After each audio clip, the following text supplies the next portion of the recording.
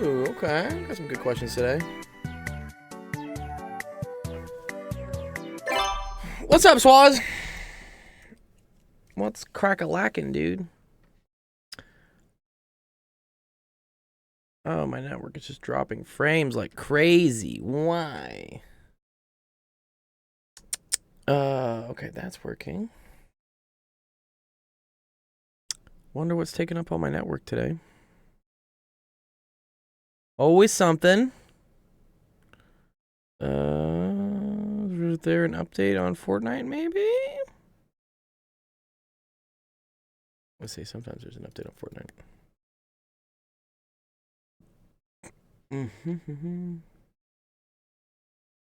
No? No? Looks okay. I don't know, I guess sometimes the connection is just kind of mushy going to Twitch.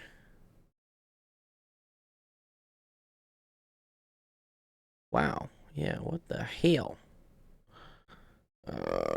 Let's see. Sometimes I can check it on my task manager to see if anything's taking massive amounts of data. Wait, what the hell?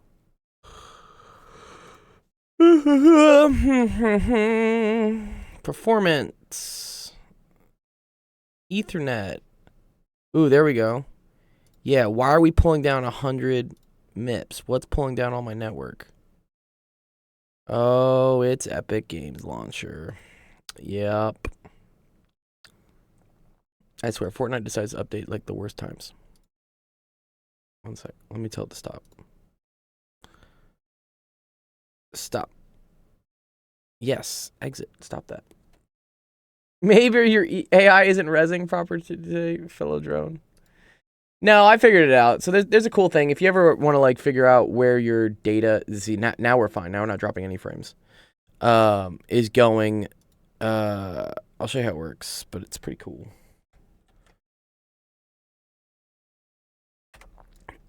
Oh, actually, can I share my whole screen? I forget how this works. No, I don't have that enabled. Okay. But anyways, yeah, if you go to Task Manager, which the way to run that is here. I'll show you guys. Is you just type in like task mgr into if you go like start and just type in task mgr, and then the cool thing. Oh, why is that playing? No, Olaf, go away. No, Olaf, go away. Okay, all right. If you go into here, for instance, this will show you all the things that are happening, and if you click on this network tab, you can see what's like pulling in a bunch of network downloads, and so that will sometimes help stuff. Yeah, what's up, Ran? Yeah, you can always get helped. You can always get helped. You gotta just post a screenshot, dude. All you gotta do. I want to be alone for a day. What's going on, dude? What are you saying? No, Diddy. Dude, are you okay, Ran, dude? Is the pneumonia getting to you? One of our students has pneumonia. I was like, what? I didn't know that people get pneumonia anymore. Like, really? Is that a thing? Like, what? Pneumonia? Yeah, let's see. I'm curious. Yes, but yes, it's an infection in your lungs, actually. It messes you up. What's good, Equity? Good to see you, dude. Yeah. But yeah, it's I don't really thought it really happens in young people though. Let me see. In young people, young adults. I guess you guys are young adults. Whatever.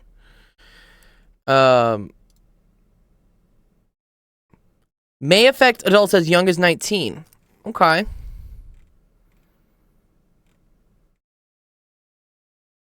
But it's apparently pretty hard to get. It's definitely when you get older. Yeah, pneumonia really messes you up as you get older. It's like, I think the #1 killer of probably, pneumonia death. Pneumonia. Yeah, high risk group. So yeah, if you're like old and stuff, like pneumonia basically kills you. But bacterial pneumonia, where you're breathing in food and yeah. But I mean, the main reason, and my dad talks about this. He says the main reason that like you get pneumonia is if you stop moving. So if you're, for instance, sitting in your bed in a hospital bed and you're not really moving around and whatnot, your lungs just accumulate a bunch of bacteria and bad things, and then that causes you to basically die. So don't want that to happen. Gold, do you know about the science of a bicycle balances without falling for a few seconds without anyone on it? Why a bicycle balances without falling for a few seconds? Oh, without anyone on it. Yes, that's conservation of angular momentum. It's actually very cool. My dad's a surgeon. He's a neurologist. He was a neurosurgeon, brain surgeon. He does like brain doctor stuff now, but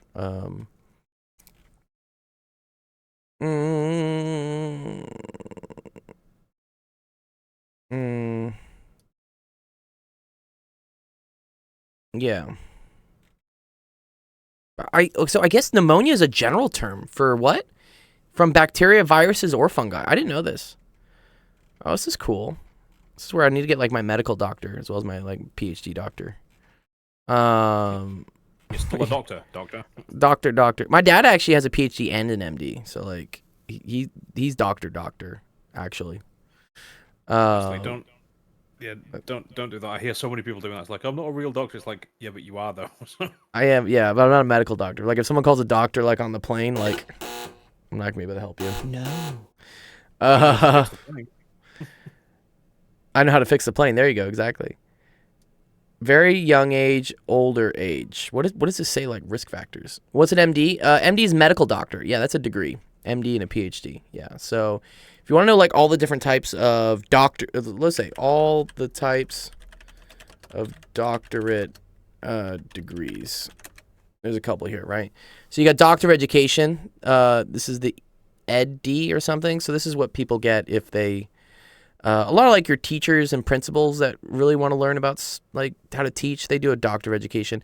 Doctor of philosophy is what that's kind of what that encompasses everything. So yeah, the PhD is doctorate of philosophy, but that, for instance, my PhD is in physics, but like it's weird that it's philosophy, but yeah, that whatever they say. But yes, this is like any of the sciences, I guess. So PharmD is another one, doctorate of pharmacy. That's what you need in order to work in a pharmacy. And then a Juris Doctor, a JD, that's what you get when you go to law school. I guess there's a Doctor of Theology, THD. I haven't seen that one in a while. That's cool. Study God and stuff. PsychD I've seen before. Yeah. And then Doctor of Business Administration, dude. DBA. Oh. So this is like MBA, but like on steroids, dude. What? For a doctor of pharmacy, is that where you engineer new drugs? Not really. Most people get a PharmD just to be a pharmacist. I'm not sure if they really are involved in the development of new drugs. I think that usually falls under, I don't know, that's probably like that's a PhD in probably like chemistry or something, or biology. Well, let's see. Do PharmDs... Is a PharmD required... Why is it double use? Okay. To engineer new drugs, whatever. I say pharmaceuticals. Yeah, so yeah, a PharmD, this is a cool thing. It's a clinical degree. So... they talk about this also with like clinical psychology and like regular psychology. So clinical means in more of like a hospital type setting. So when like someone shows up and is like, I'm having suicidal thoughts or something, I don't know. That's a clinical type of analysis. Whereas like a psychology degree that's not clinical, you're doing more, I guess, stuff in like a lab where you're basically saying, oh, if we give people cookies, are they going to do their homework or something? I don't know. So yeah, PharmD is a clinical degree, which means it's more for clinical settings. So that's more for working in a Walgreens or a pharmacy or whatnot. So yeah, I guess it says to do drug development and stuff. I believe this is more of a this is probably a chemical degree or something. PharmDs are rarely considered fit for lab work. Yeah, so the lab work would probably come from a PhD in chemistry, is what I would say. Chemistry, or I don't know. Quora is the biggest fucking mess of a website to use, honestly. But yeah, if you want to be a pharmaceutical engineer, yeah, here you go. That's a chemical engineering degree. Yeah, so that would need a PhD to get like a chemi. What's the process to get a drug on the market? Insane. I mean, this was the big argument about the COVID vaccine coming out. Because any sort of new vaccine or any sort of medication, typically needs, I think, 5 to 10 years of trials. Clinical trials. Again, here's the word clinical again. Clinical means like, with patients and stuff. Before it's deemed safe, because you don't know what the side effects are. And so this was kind of a big debate when COVID was happening, because we were like, oh shit, this is killing people. We need a drug for it, but we kind of need it now. And we don't have 5 to 10 years to wait around to develop it and test it. So this is where, people start being like, no, like, should I get the vax or should I not get the vax? It's a legitimate concern because, the typical process for getting a new drug to the market is long. It takes, and for a good reason. It's because we don't know what stuff does to you until we've studied it for at least 5 to 10 years. So, ultimately, I think the vaccine was a good idea because it did prevent a lot of people from dying. So, like, cool. What is it going to do in the long term? We don't really know. So, I don't know. That's kind of up for debate. I would argue that the reason it takes so long is because it's one laboratory doing work over a protracted period of time, as opposed to the entire world suddenly going, oh shit, we're all going to die. Yeah, I know. So everyone's putting in man hours, so you're probably getting 10 years worth of man hours in like a week. So, yeah, exactly. Hopefully. Yeah, and there were a bunch of different labs all kind of working together at once when COVID came out to try to fix that. So, yeah, that makes sense. ICI dropped everything and just went, yeah, we're doing that. Yeah, a lot of it's ICI. Is that the British one? What's ICI? Or is that a company? What's ICI? ICI is the chemical company. Yeah, it's the chemical company. Oh, really? That's cool. I know about what is it? Pfizer, fucking all these people, Johnson & Johnson, like they're all those companies and stuff. Is ICI publicly owned? I don't know. Yeah, I've never heard of ICI actually. Yeah, I was actually kind of looking at that. What is ICI? Immune ICI checkpoints? Yeah, go look it up. Go look up the company. Rand says, I want to learn more about the solar system. I see the moon sometimes when I'm playing basketball. Yeah. Yeah, the moon does precess around and stuff. That's cool. Rand, ask me a question about something you're actually like doing in your like classes, like homework or stuff. That's a better question. Not just like why does the moon do stuff? Like what? Like yeah. Who is this? Holy Big Tits joined our server. Oh, nice. Thank you, dude. Thank you for joining us. He has a Kanye as his profile picture. Okay. Obama, what's up, dude? Yeah.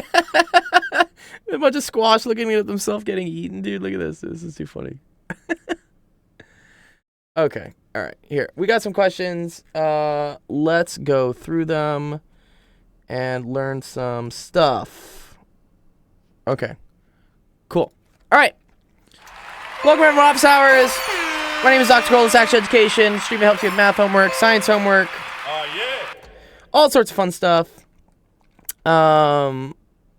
It's Tuesday. I think, Yeah, my last student had finals today. Oh man, I'm so happy. I don't have to teach very much more for the rest of, I don't know, for a couple weeks, or really the summer. Like, no one really takes classes over the summer. Which is always kind of like a problem because, you know, if you don't use something, you lose something, like use it or lose it. And especially in math, there's actually a term for this, dude. It's called learning loss. Obama says he has 100 in pre-calc. That's dope. But here you go. So on average, students nationwide, no, that's learning loss from COVID. Learning loss rate over the summer. That's what I want to know. How do you earn money during the summer then? I don't. It sucks. There are some students I teach because they have summer school, but in general, I have to like kind of really hustle and like hunker down and figure out other ways to make money. Because yeah, the summer is kind of bad. But okay, average loss, dude. There's a percentage for this. Yeah. Okay. Here we go. We've done it like in the 70s and the 80s. Okay. Oh, they call it the summer slide. Oh, that's cute. Okay. So they're saying from grade 6 to 8. Yeah, about 17 to 20%. I applied to some jobs. I haven't heard back from them, Equity. I don't think I will, but it's okay. You miss 100% of the shots you don't take. But yeah, this is why it's important to like participate in some sort of summer program, just to keep yourself busy doing stuff. Because that will make sure that you don't really forget things over the summer. We're going to do that with the Discord here, actually. We've done this in summers in the past. We do like a summer camp where we'll have fun, like little math challenges to kind of keep the practice up. And that way, going into next school year, you don't forget basic stuff like, I don't know, how to add fractions or something. That happens. So yeah. We'll work on that. I'll announce that. I need just like some breathing room, just like relax and like take a step back and figure out what we're doing. Are you gonna give away that PS5 that Not Your Friend won? I'm waiting for Not Your Friend to give me a legitimate address to send it to. He said, "Oh, can you send it to Equity and have Equity sell it?" And I was like, "No." Oh my god, I'm kind of annoyed at that because I told him and I told everyone many times when we were doing the prize drawing, before we were doing the prize drawing, please do not pick the PS5 as your prize if you do not have someone to receive it for you. But of course, I get it. You know, you kids are just going to say whatever to get the prize. And then afterwards be like, oh, but I can't actually do it. So I don't know. I'm going to give him a little bit of time to figure it out. If you can't figure it out, I'm going to do another giveaway for it.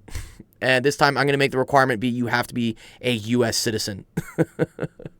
I was cool. I was cool letting other people do it if you could at least give me a U.S. address. But apparently people can't follow those directions either. So I don't know. I might have to start restricting it to being people based in the U.S. I need to do what now? No, you're okay. You need to be in the U.S. Sensation. I'm gonna move to the U.S. just for PS5. Yes. Equity says I gave you an address. Yeah, Equity, you're fine, dude. I mailed your thing actually. You're fine. Yeah, you followed the directions, Equity. And yes, if you had gotten first place and picked the PS5, I would have mailed that to the address and it would have been okay. I'm more of upset at Not Your Friend for not realizing that he didn't actually have an address. He thought he did, but he's like, oh, the guy's very busy. And I'm like, okay, but you were supposed to figure this out beforehand. But don't make it only for U.S. citizens. I know. I don't want to, but it's tricky, man. Like, I don't know. Laws are tricky. Import taxes are tricky. All this stuff is tricky. Funding is tricky. Oh, thank you, Sensation. You got a subscription? Fuck yeah, dude.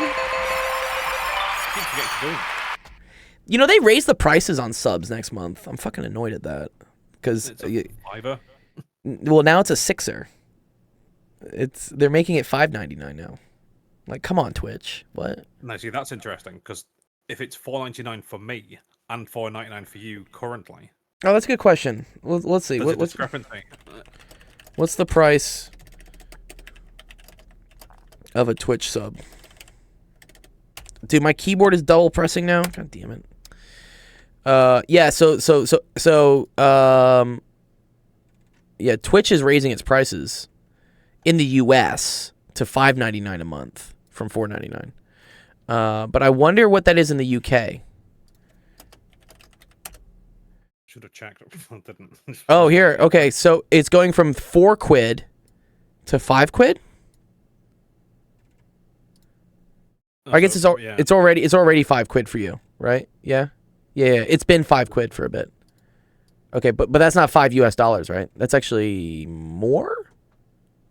It's more than you, right? Like what's less dollars? Sorry, no, more. No, it's more. Yeah. What is £5 pounds to USD? Sorry, $6.39. So. Is it the strongest? Is it the absolute strongest currency? Has been forever. Yeah, not the dollar. The Kuwaiti dinar. Really? Really? Oh, look. So one Kuwaiti dinar equals $3. Oh, okay. So dinars actually are pretty strong. That's actually pretty cool. But this is all funny like oil money. It doesn't really fucking matter, honestly. What about the Swiss franc? Yeah, well, okay. 1 franc to GBP. No. Pounds are better than francs. That's cool. Equity says, what is meant by strongest currency? It means what is worth the most in US dollars, I guess. Well, so all currencies are relative to each other, right? So, 1,000 yen is, $6.45.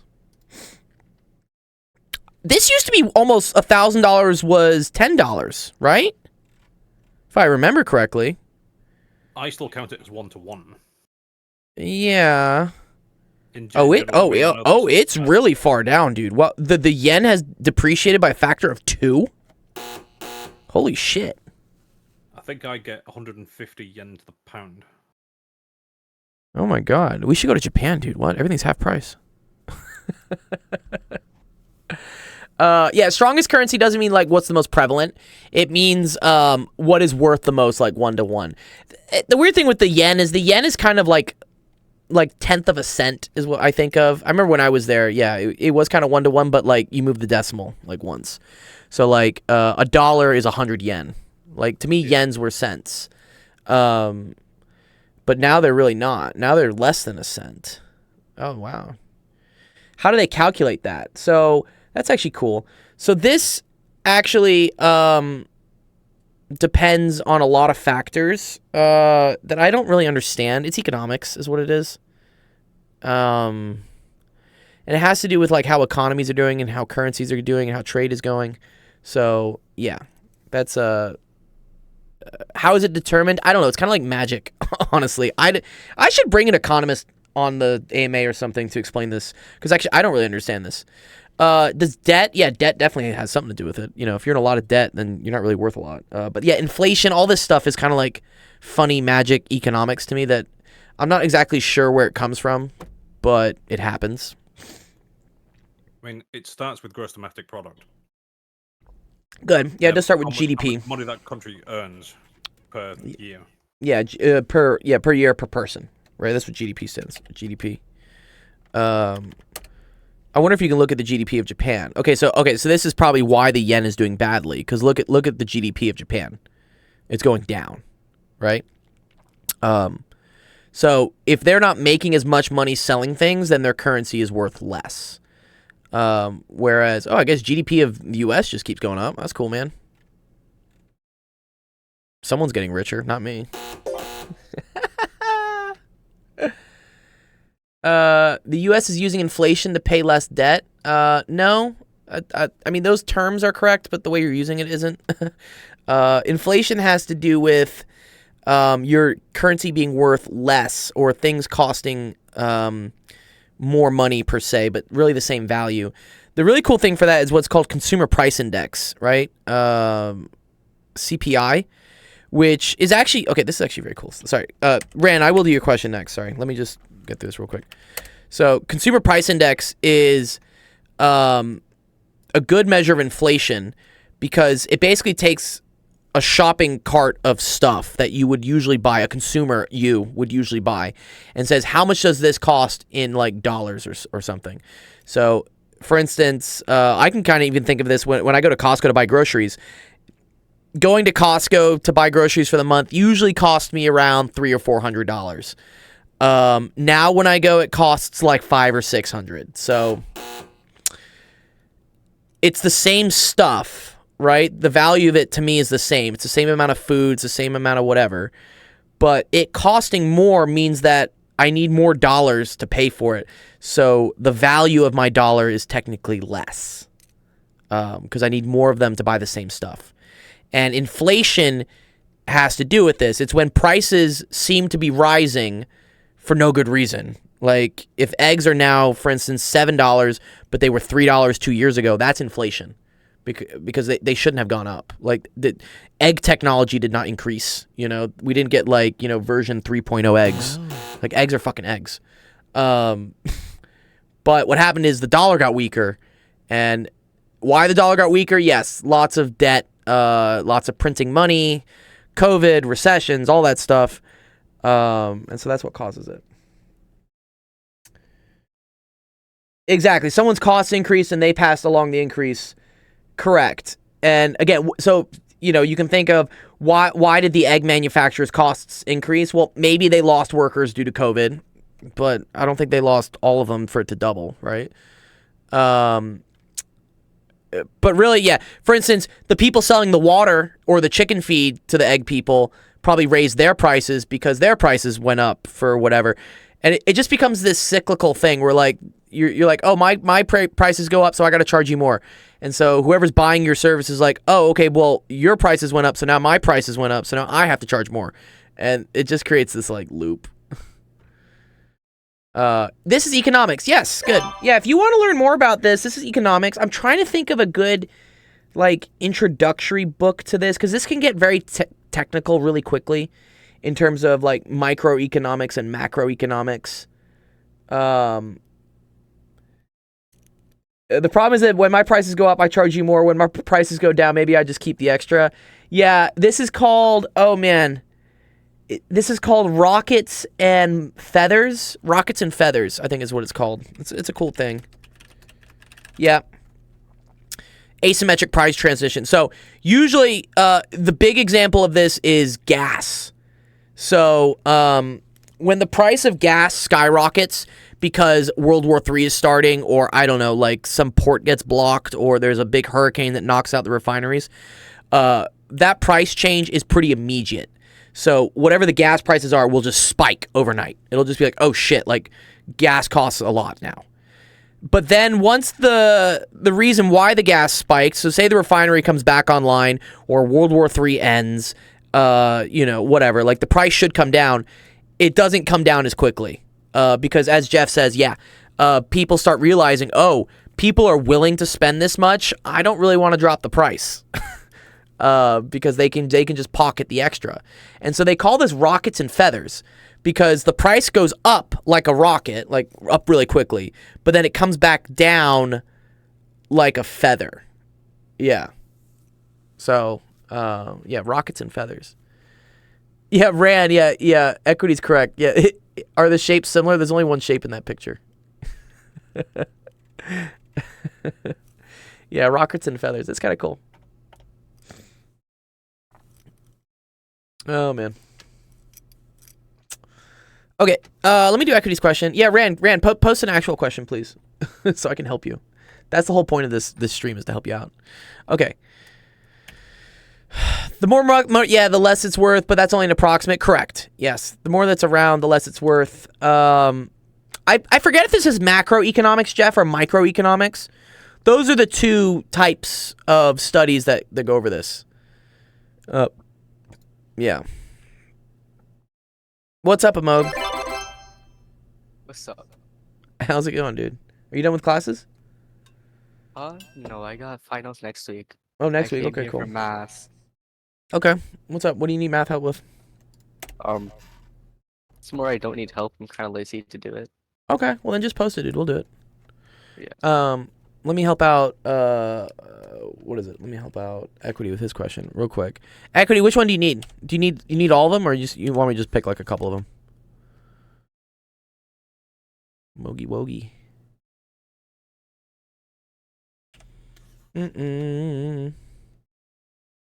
Groceries and micro. I don't know. Just choose some. Okay, fine, cool.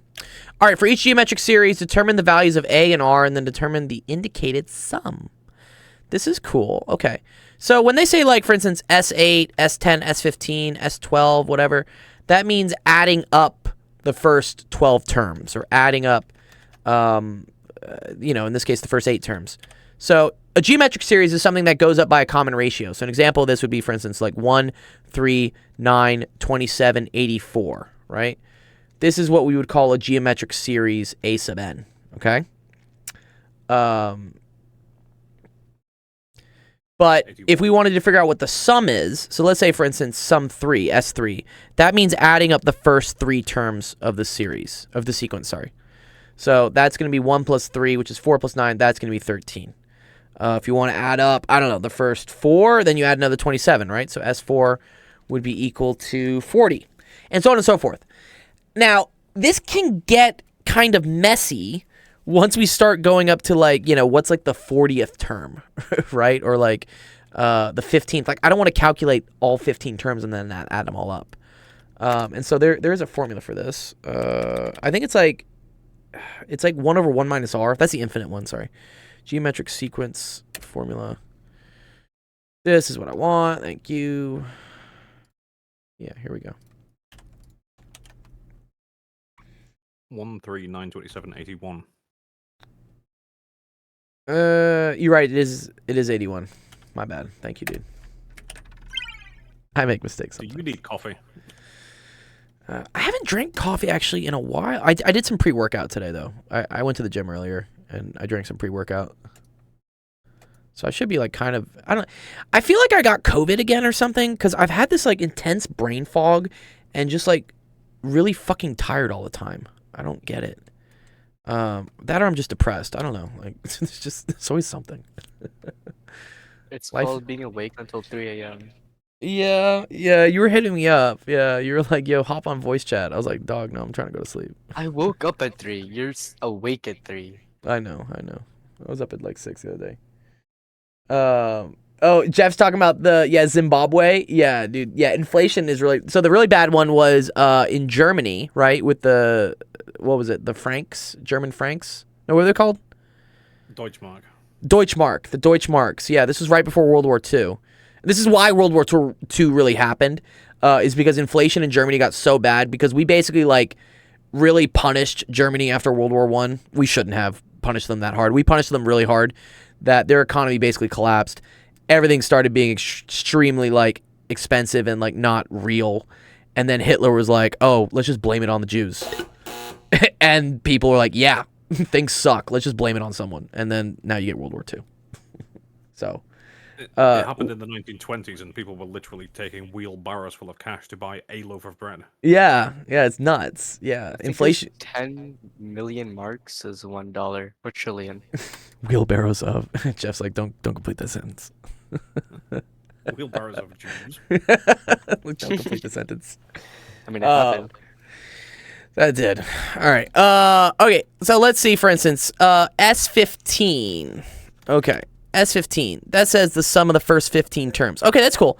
So in order to find out these things, I need some stuff, right? So I need a sub 1.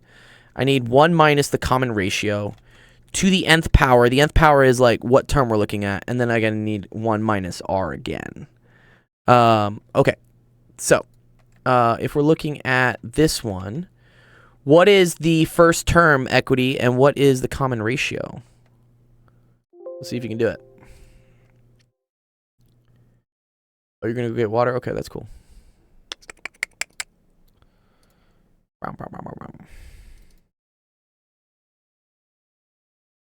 R is equal to 3. Close. Oh wait, this one. Okay. Oh, you're saying for the yeah. So I'm saying for this one equity. Same for part C. I skipped this one. This one's easy. This one right here. S15. Yeah, you're good. It's all good. Is S sub n different from U sub n? Yeah, S means the sum. U sub n, I don't know if I've seen that before. Does your math book use U sub n? Is that what? Yeah. Oh, is that for sums? Really? Well, yeah. Well, I need it to focus. Oh, interesting. No. That's the term of a sequence. Sorry, Yeah. we're doing sequence. We're doing series. So a series is adding up all the terms in a sequence, is what it's doing. It's interesting that y'all use U sub n. We use A sub n, is what we use.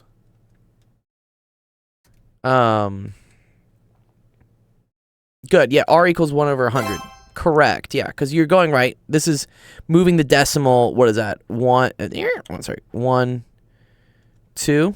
Yeah, that's moving it 2 places. That's by 100. Yeah, good. Okay, so R is equal to 1 over 100. A1 is equal to 0.3. Very cool. And then N, we're solving for, is equal to 15. Yeah, okay, cool. So this ends up equaling 0.3 times 1 minus 1 over 100 to the 15th. Wow, that's going to be a very small number.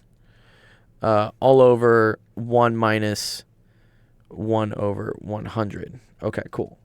So we can throw this in La Calculadora. Let's see what we got. So that's 0.3. 1 minus 0.01 to the 15th. Cool. And then we're going to divide that by, always got to put parentheses here. 1 minus 0.01. What do we get for that? We get 0.3030303. Oh, that's cool. So 0.303 repeating. That's cool. What's up, Falcon? Good to see you, dude. Brit's like putting extra U's in things. Yeah, like with Suvat, dude. Like what? What's Suvat? Yeah. Yeah, no, we use like X0, X1. Oh, color. Yeah, that's right. What are you gonna show me here, Sensation? What do you got on your book? Let me see. Oh, you spell color from the Italian. We spell color from the French. Ah, I thought y'all don't like the French. Let's wait for it to focus. A little bit for. Okay, there we got it. Got it. Oh. Arithmetic series are formed by adding together the terms. Yeah, U sub n. Okay, yeah, I agree with that. But then what do they call the series for, like, what term in the series you're looking at? Like how many terms you're adding up? It looks like it's down at the bottom, isn't it? Yeah, they just say the nth term of an arithmetic series is a plus n minus 1d. I agree with that, but they don't have a label for that. They just say the term is that. Haven't been through it yet properly. Oh, okay. Well, that's pretty cool. What is this for? Is this for your A levels or O levels? Sorry. A levels. A levels. Okay, cool. Falcon says, "Yeah, I made the metric system, so if someone here doesn't like them, I can shake their hand." Gold, what's the point of Pascal triangles? That's another cool one. We could think about that. So your magic system is different from ours, though. Yeah, your magic system or metric system? Your metric system is different from ours. Is it? Oh, between like slugs and stuff, or like what? Wait, metric system. Sorry, Yeah. You mean the imperial system? Oh, sorry, yeah. Yeah, sorry, the Brits don't use the metric system, right? They use the imperial system. Well, we do use imperial and metric. Oh, Depends on the context. I mean, we just measure things in, like, cheeseburgers per freedom meals or something. Cheeseburgers per freedom equals diabetes. Cheese diabetes. Call Liberty Medical, dude. No French rulers for America. Yeah. Well, we did fight the French, I think, for a little bit at some point. Interestingly enough, you did have an emperor once. An emperor. There was an emperor of the United States. There was? When? 19th century? Was it like San Francisco? Oh, I need to look this up. The French helped us fight the British, yes, and then I think we fought the French again. Dude, this guy, dude, what? He proclaimed himself as Norton the First, Emperor of the United States. Oh, wow. Dude, excuse me? Born England, of course he was. Dude, why didn't they teach me this in U.S. history? This is dope.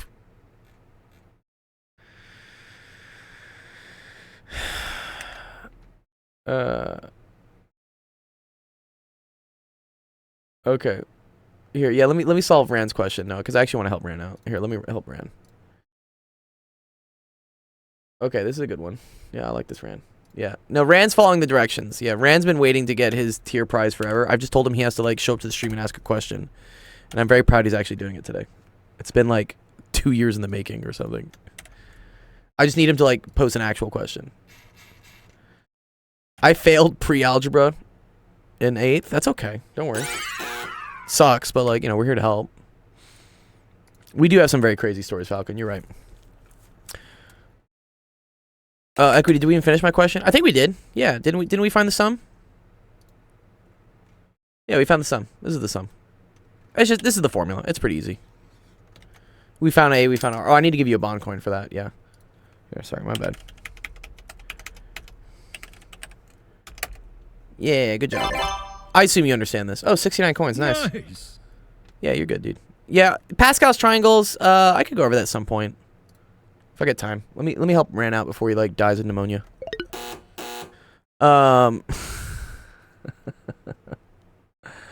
Graph the image of Z minus 3, 1 after rotation 90 degrees clockwise around the origin. This is actually a pretty advanced question to do. Did my bro said ammonia? No, that's NH4. Oh, ammonia is NH3. Ammonium is NH4. Yes. Thank you. Sorry, my bad. Okay, so yeah, here's this. And we want to rotate 90 degrees clockwise around the origin. Okay, that's kind of cool. Not the polyatomic ion. Yeah, I get it. I get you. I got you, dog. Okay,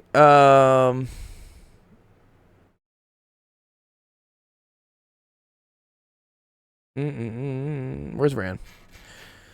Okay, Ran, do you know what it means to, like, rotate something 90 degrees? Is Ran watching? Ran, you online, dog? Yes? Ran says yes. Ran is in the VC. Here, come up to the stage. Come say hi.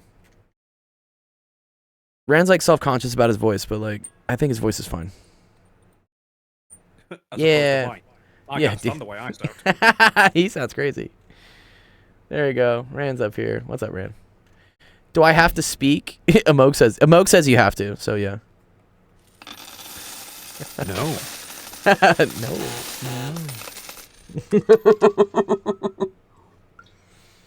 Hello there. And Moke says if I sound like a fucking child and I'm older, if I can, you can. Thank you, Equity. This actually helps, actually. Yeah, very cool. I was looking for this. Thank you. Quick segue about that. I found an old tape with my voice on from when I was about 14. Did you? Lord.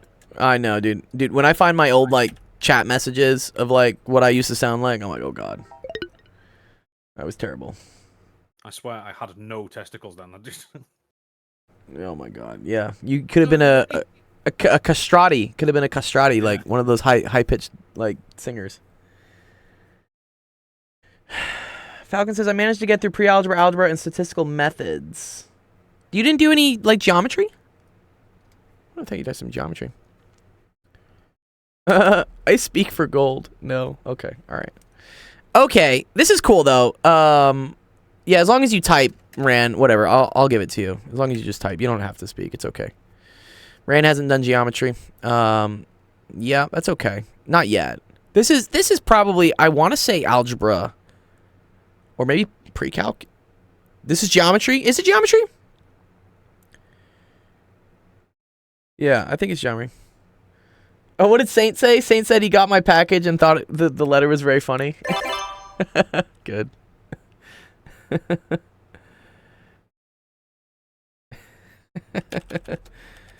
You gotta take a pic or something if you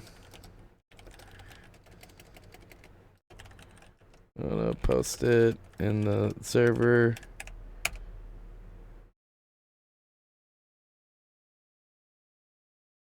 Yeah, it's funny. When I shipped the prize to Saint, I had to talk on the phone with his mother, but I don't think his mother really spoke much English. But luckily, I speak Spanish.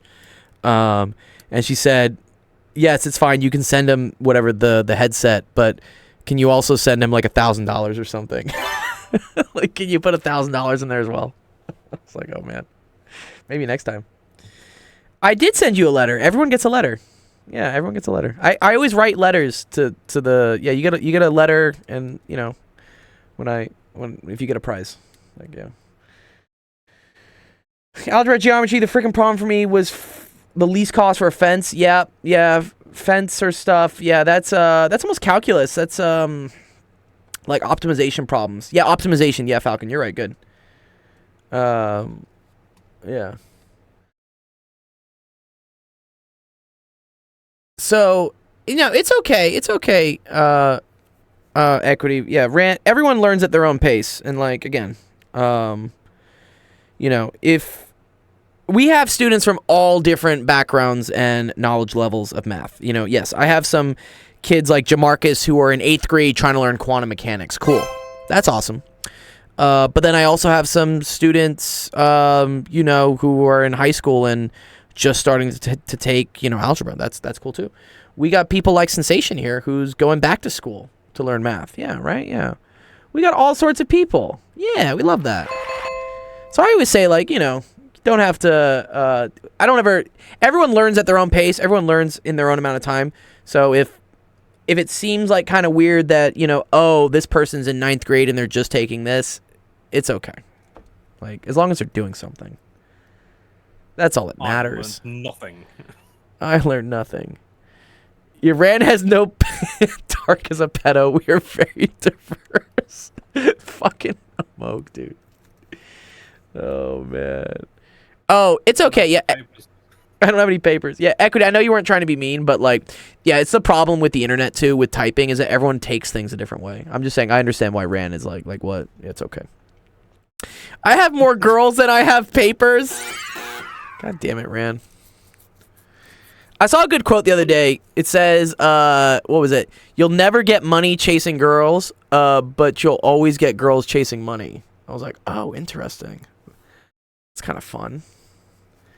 He has half a girl. Yeah. See, if that's true about Ran and that's true about Dark, then Amogi needs to be called... Yeah, what are we going to call him? Cougar Hunter, yeah. There's 3 face cards in a suit, right? Yes, Jack, Queen, King. Yes, there are 3 face cards. I mean, the Joker is also there. But for the Joker, it's not in all suits, right? It's only red and black. That's true. Yeah, there's usually only 2 Jokers, right? Oh, no. Yeah, I think. I don't know. Yeah. Hey. Where's the Mexican? He knows how to play cards. Let me know.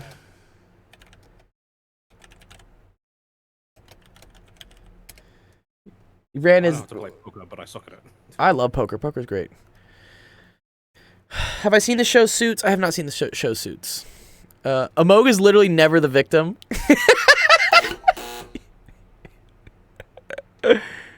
Okay. I should know. Yeah. Amog is never the victim. Yeah. Okay. Ran. Let's like do this question though, so I can. Yeah. I know the series. I know the series called Suits. I just haven't seen it. So Ran, do you see? Yeah. You see how we have a point here? We have a point Z, which is at the coordinates -1, 3, and fucking Dark with sup children, dude. What? Stop. And we're trying to rotate it 90 degrees clockwise. So here's the cool things.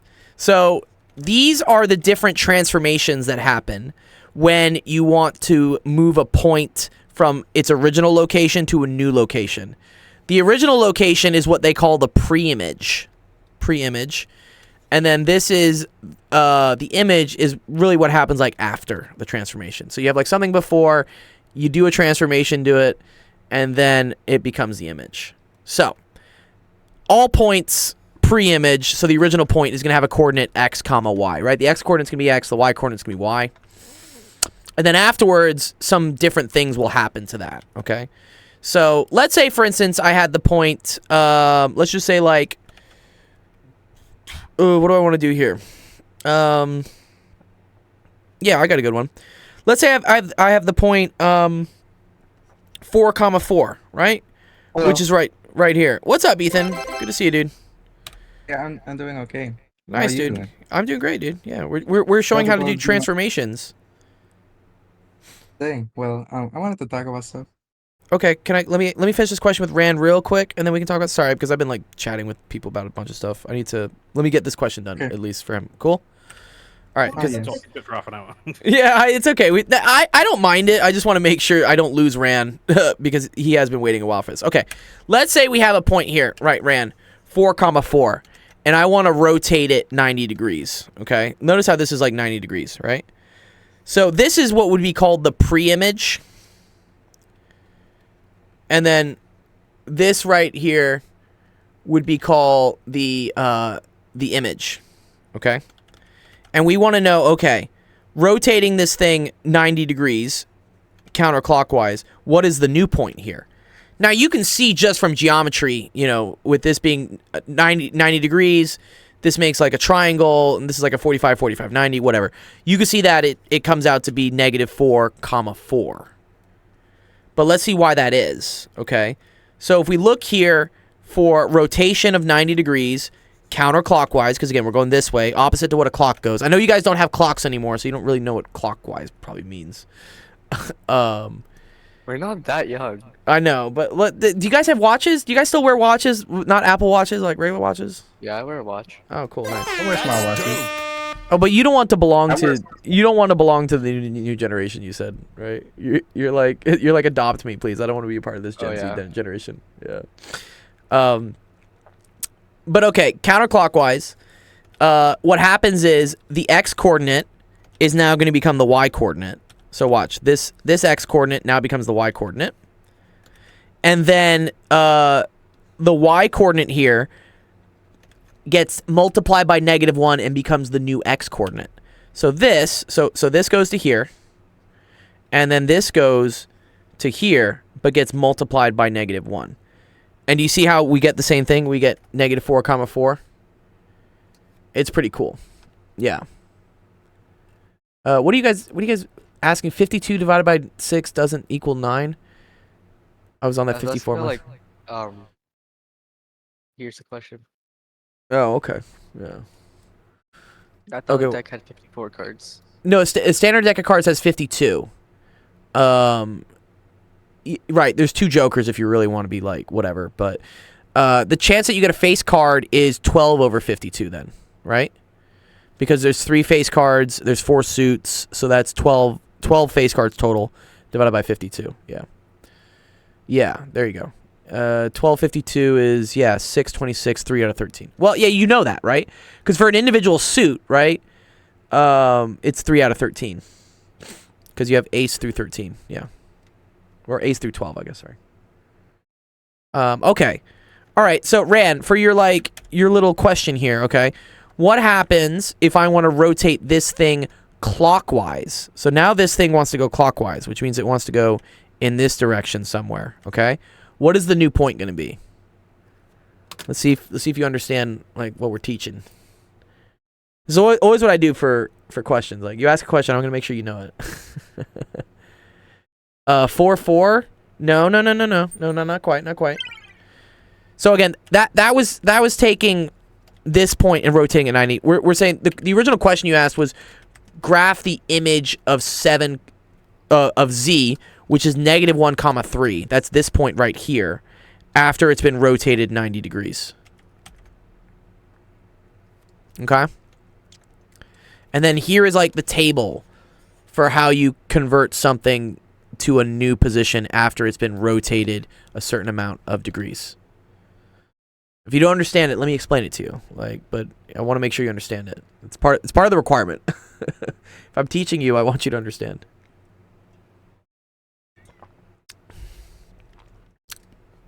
It's okay, Rand. You can tell me if you don't understand it, because then I can just teach it again.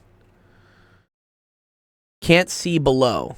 What do you mean can't see? Oh, well, I mean, this was an example question. This was just me doing like 4 and -4. I can do this one, but then I'm going to give you another one. Okay. Okay, explain it again because I had to plug in my phone. Okay, that's all right. Okay. Okay. This is where your original point is. Your original point is at x comma y. And then this is where your new point is. They call this the image. So the image is created from an original point. It's the same way that, for instance, I don't know, if you have like a movie projector, right? It creates like an image, right? You have some original bit of film that is like rolling on a whatever, on a thing, and light projects it onto an image. That's kind of where this comes from. Or like a relation or an analogy to it, I guess. So here, let's put this on a new page. Nope. So this tells us what happens. So here, I'll do an example question for you, all right? Let's say, for instance, I have, let's say this. Let's say I have this point, okay? Which would be -6, 0, right? That's this point. And I want to know where the new point would be if I rotated it 180 degrees. Like if I rotated it 180 degrees, let's say clockwise. In all reality, doing a 180 doesn't matter if you're doing clockwise or counterclockwise. You're going to get to the same place. Right? So you see like going 180 degrees this way is the same thing as going 180 degrees this way. Okay. So if we look here for the rule, right? For x comma y, rotating 180 degrees puts the x value back as the x value but makes it negative, and puts the y value back as the y value but makes it negative. So the new thing here would be the same value as this, but times -1, so that's going to be 6. And the same value of this times -1, but 0 times -1 is just 0. So you just get 0. So this is going to be right here. This is what we would call is if I called this point, for instance, P, this would be called P prime. The prime always indicates that it's the image. It's the new place that the point is after it's moved. Sorry. Does that make sense, Ran? Because I'm gonna give you one to do. You get it? Okay, cool. All right. Well, then let's try to do this. What's the image of -1, 3 after a 90-degree rotation clockwise? Okay, this is the point. This is -1, 3. What would the new point be after a 90 degrees rotation clockwise?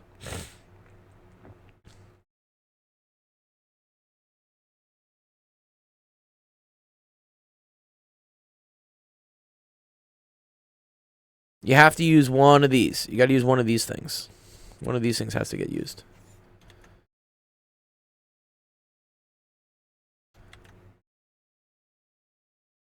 Which one are we going to use, Ran? Yeah?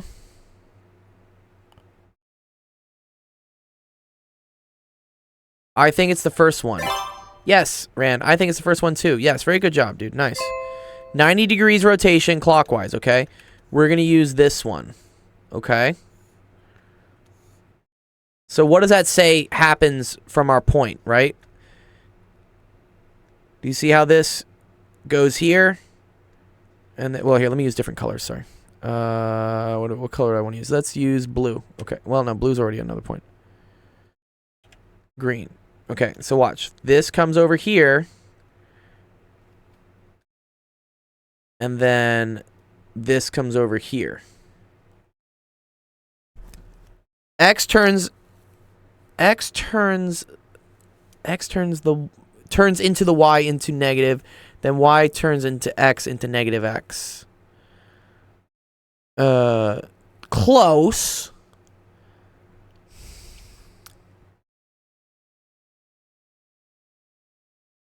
Close, Ran. Do you see how, like, this, the x coordinate of my original point becomes the second coordinate, which is the y coordinate of our image point, but it's negative? How would we describe that here then? What's that going to be? You should be able to just like see it as like a pattern.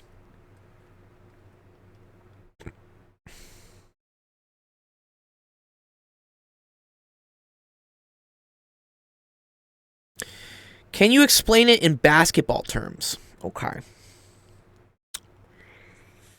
Yes. I mean, I can, I guess. Yeah, okay. Here, let's try it in basketball terms. Ran likes basketball terms. Ran likes basketball. I'm all down for, like, explaining things in different ways. Okay. Imagine, that we're talking about, like, where the ball goes, okay? Let's say the ball has, like, well, you know, you don't really have, like, 2 balls in basketball, but let's say, whatever. Person 1 and, like, person 2, okay?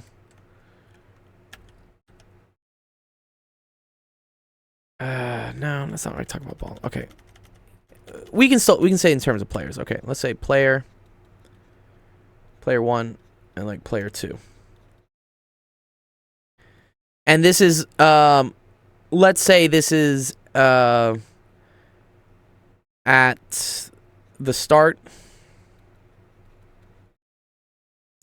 of the half. And let's say this is at the end of the half.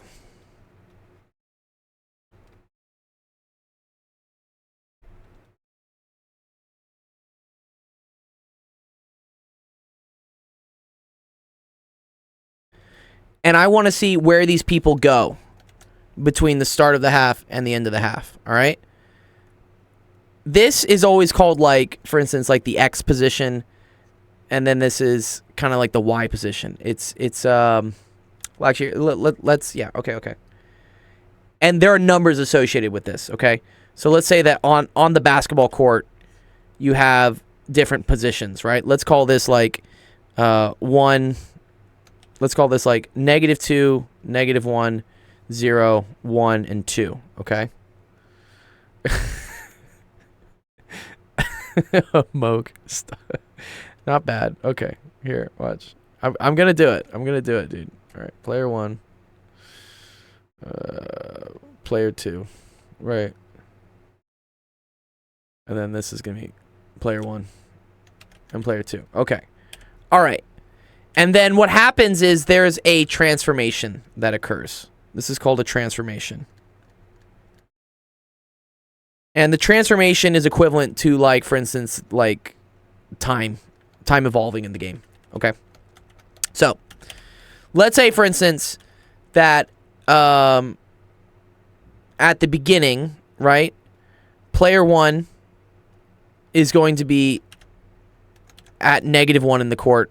And player 2 is going to be at +2 in the court, okay? Let's say this is like before. And then let's say this is at like the end of the half, okay? Let's say at the end of the half, right, that player 2 is now at -1 and player 1 is now at 2. Like, they've swapped sides, okay? The way I would represent this, right, is that, for instance, X comma Y, remember this is like player 1, player 2, now becomes, so now player 1 is at 2, so this will become Y comma X, okay? This is an example of that transformation. So player 1, which used to be at position 1, and player 2, who is at position 2, now player 1 is at position 2, and player 2 is at position -1. This is a type of transformation. So X comma Y goes to Y comma X. So -1, 2 now becomes 2, -1. Like, they swap spots, okay? This is them, like, swapping spots. I could have made it even different, though. We could have made it, like, even weirder, though, right? Okay. I could have said that, for instance, this becomes Y -X, per se, okay? Let's see if it was Y -X, okay? So then that goes from -1 here, which is X, becomes -X over here. So this becomes +1. And then the same thing happens, right? the y coordinate, the 2 here, player 2, now is the same position as where like player 1 is now, which is 2. So this would be, what would this be? This would be this. Wait, no. Player 1 is here, but then this would be this. Yeah. That's an example of another transformation, okay? X comma y becoming y comma negative x, right? So now, -1, that position -1 used to be player 1. Now it's +1 for player 2, right? And then player 2's position used to be 2. But now that's the same as player 1's position, which is now here at 2. Yeah. Trying to explain it in terms of basketball terms. But yeah, do you see what happens, right? If x goes to -x, then the -1 comes over here and it becomes +1. If y goes to y, then the 2 here goes to being a 2 over here. You understand it more clearly now? Good. Nice. Okay, well then try to do this one. So, this is the transformation we have for rotating 90 degrees. This goes over here and becomes negative. This goes over here.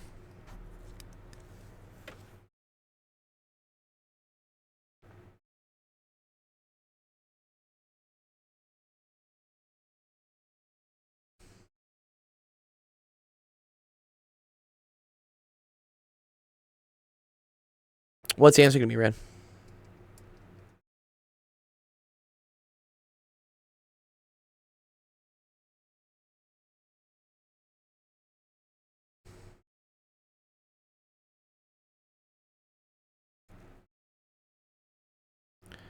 You're writing it down on paper? Okay, cool. Yeah, write it down. Figure it out. You got it. You got it.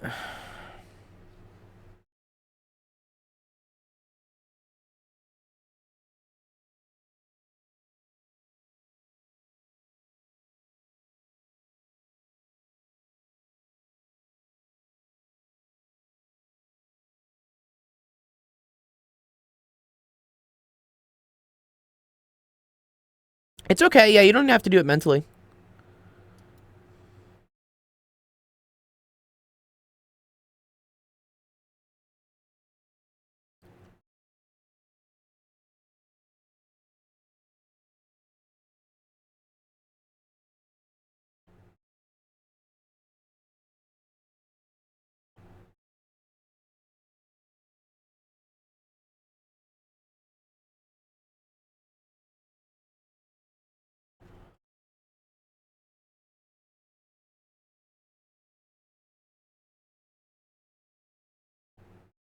There's a timer sensation on your thing. It says like 14 seconds. Oh no, what's happening to it?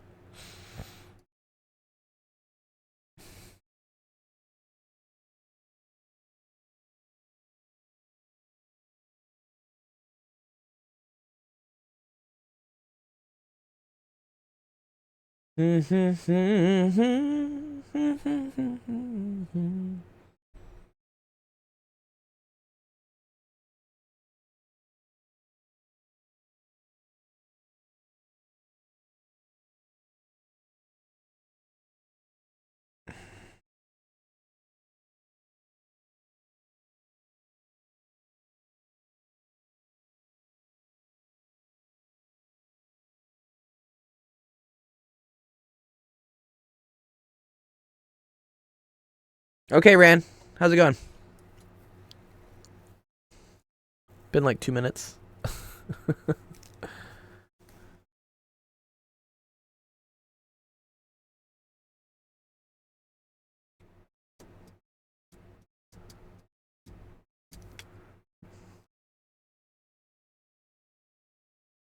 This is hard. It's okay. It's okay if it's hard. I mean, that's why we're trying to teach it to you.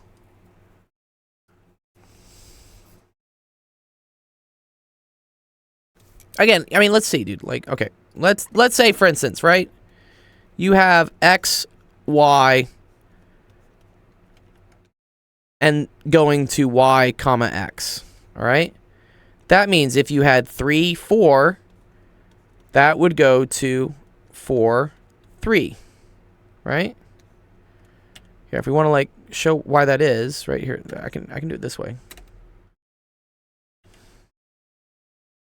Just think of the points, dude, as like, I don't know, like numbers in order, dude. That's all it is.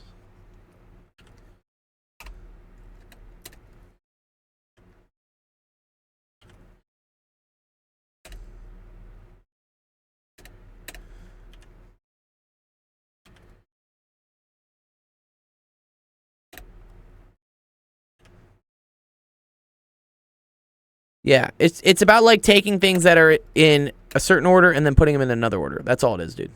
It's all Moga's right, dude. Here, maybe the colors help.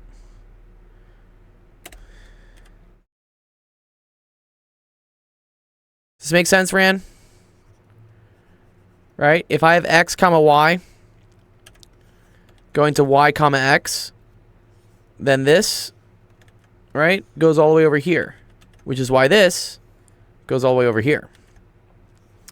This, which was the second like point or second number in the coordinate, becomes the first coordinate here. And that's why the second 4 here becomes the first 4 over here. That's an example of a transformation. So wait, Ran, let's try something simple. Like, let's say I have x comma y going to y comma 6. What would 5 comma 6 become?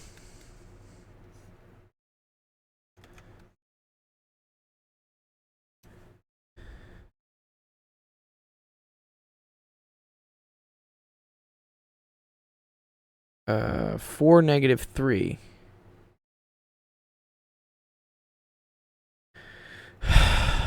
If it was 90 degrees, yeah. I mean, that's if it was this, yeah. If it was x comma y going to y comma negative x, then yes, that would become 4 comma negative 3.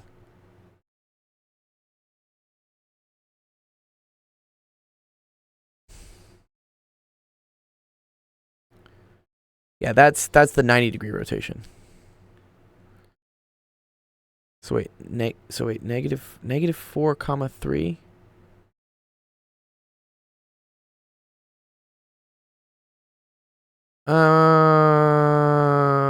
That's rotating another 90 degrees? Is that what's happening? Why do we keep rotating 90 degrees? Gang, where do we get that? No, I get it. He's doing the transformation again. Yeah, no. You just gotta do it once. You gotta do it once. You gotta do it once. Here. Let's start with something simple. Ran, do this one for me. We gotta learn how to walk before we can run. Okay. Or crawl, I guess in this case. If I have 5 comma 6, what is that gonna become if this is the transformation? X comma y becomes y comma x.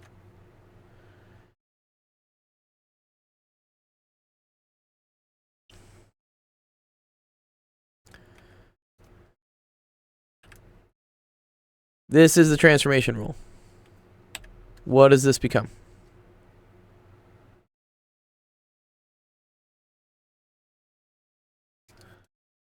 Oh, man.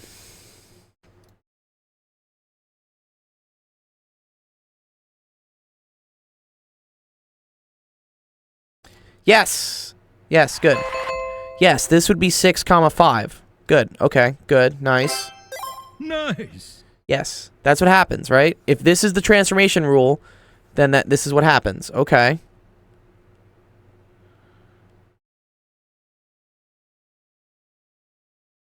Okay, so he says, would it be negative 3 comma 1?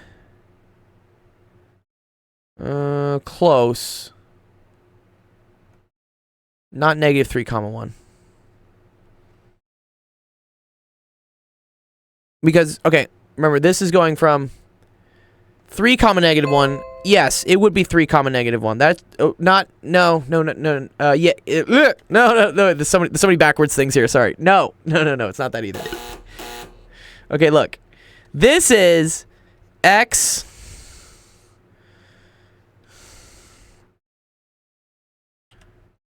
comma y going to y comma negative x.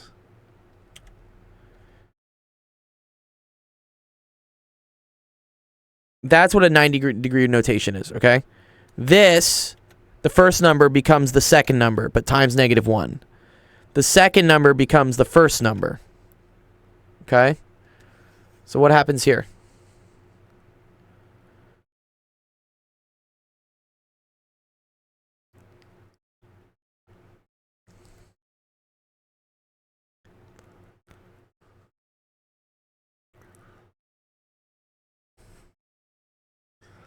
Stream is lagging. Okay. I think this is the most amount of time I've spent on a question, but we're gonna do it. We're gonna get it, dude. We're gonna get it, fam. I don't quit. I don't quit on things. It's probably a fault of mine, honestly. I should quit on some things. Okay. All right. Never give up. Trust Never- your instincts. Never, never, never give up, right? Isn't that what like Winston Churchill said or something, right? We will never surrender. Yeah. Okay, Ran. We'll fight them on the beaches. Beaches. We'll fight them on the farms. We'll fight them in the Tesco's. Just having World War III in Asda. Dude, Asda is World War III, dog. Okay, Ran. X comma y comma negative x. What does this become?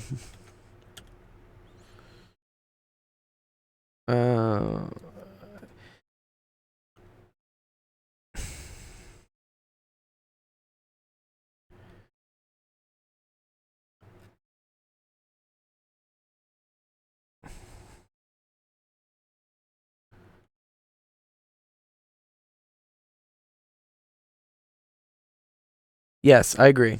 Yes. So then what is it for this one? Yeah, but Amog, you said you put it back in the deck. Okay, so Ran, you're close. So yes, this one becomes the first number. I agree with that. But this, right, has to go back and get multiplied by -1. That's what the negative x means. Yeah, good job, Equity. Yeah. So this gets multiplied by -1, Ran. And what's -1 times -1?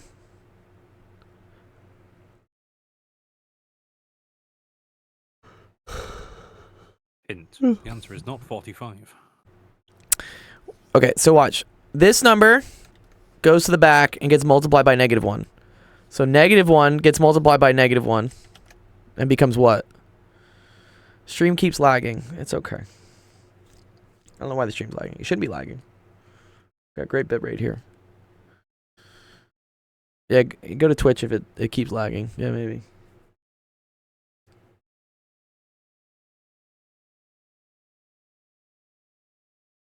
Discord's better because the response time is quicker. But yeah, I agree that Twitch sometimes is smoother because their encoding is better. Better how? Discord, like, I don't know, with however they're streaming. I've noticed it, like, for instance, if I stream, like, the gaming stuff, if I do it on Discord and if I do it on Twitch, the Twitch just looks better. -1, Negative. -3. No. No.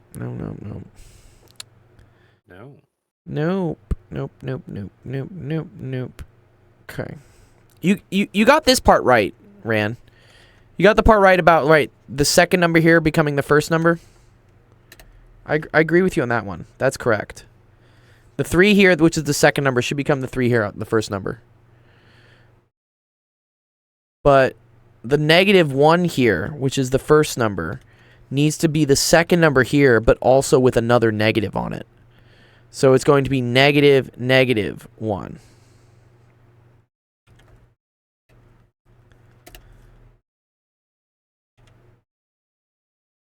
And what's -1?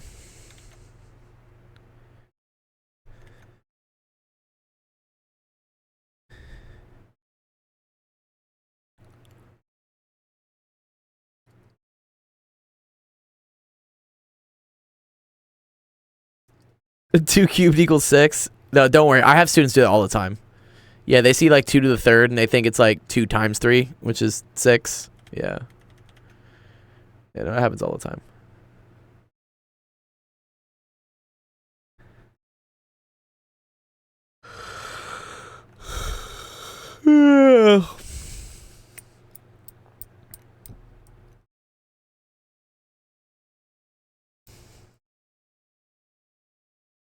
Yes, that's correct, Amog. Yeah, 1/2 times 1/2 times 1/2 is 1/8. Yeah, 1/2 to the 3. Show your work. Well, yeah, you should show it. Not much work to show. Show your work.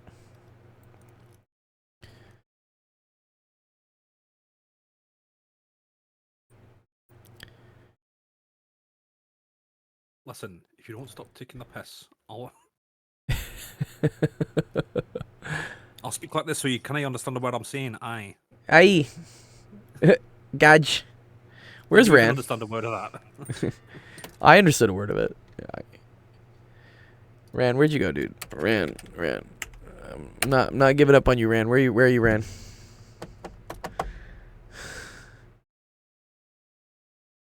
Ure na Kodaka Inka Apu? The fuck does this mean? Should I look this up? Even I don't know. Yeah, that's probably something. Ran says still here. Okay, Ran. Yeah. Okay, I was asking you a question here, dog. Like, what is -1?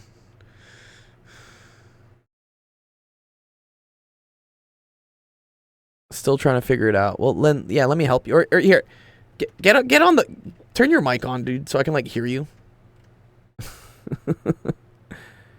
Yes, that is 1. Yes. Okay, good. Yeah. Okay, cool.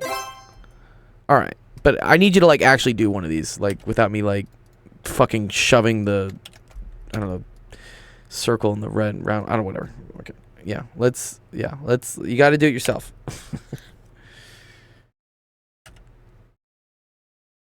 Okay. All right. Let's try.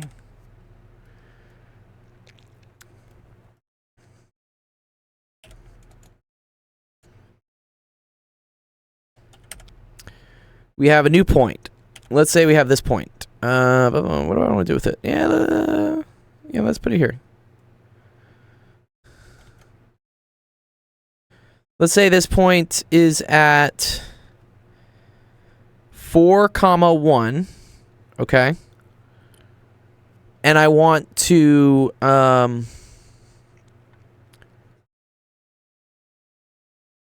rotate 90 degrees counterclockwise.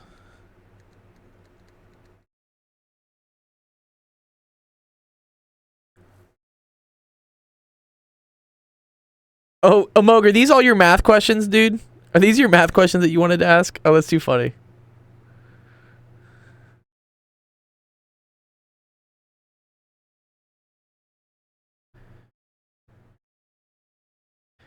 Yeah, the graph would be 3, 1. Yeah, that's correct. Yeah, but do this one. I want you to do one like without me like helping you. I need you. That's how I can tell you've learned it, is if you can do it without me helping you.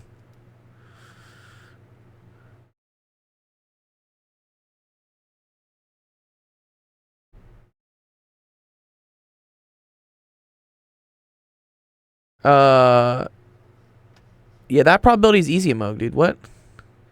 That's 4/9 plus 3 plus no, sorry. Yeah, 4/9 plus 3/8. Or times 3/8.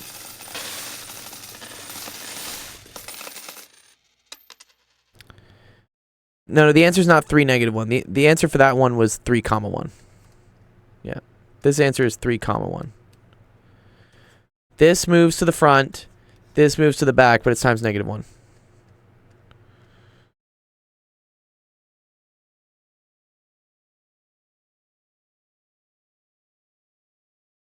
Yeah, 1/6. I agree. Yeah, but I want you to do this one. I want you to do this one. Ran. I want you to get this one.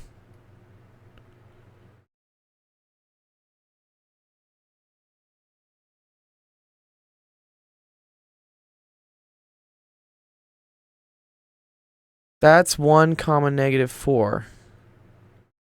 It would be no, Ran, you're correct. That would be 1 -4 if it was a rotation clockwise. I changed it on you. I changed it on you a little bit. If it was a rotation clockwise, it would be.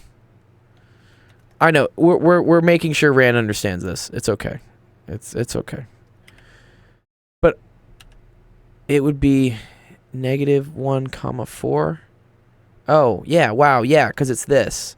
Yes. -1, 4. Wow, good job. Yeah, nice. That's dope. Wow, dude. Ran got it, dude. I'm so happy, dude. I'm so happy, Ran.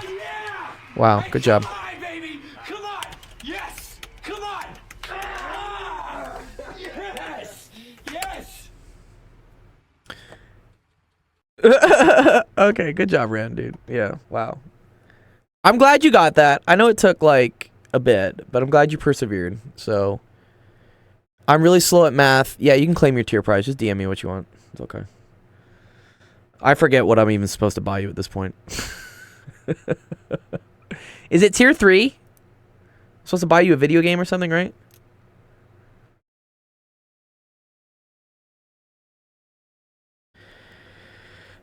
I don't know how to buy Save the World because I can't gift it to you guys. It's annoying. Yeah, they won't. It has to be something I can, like, gift it to you somehow.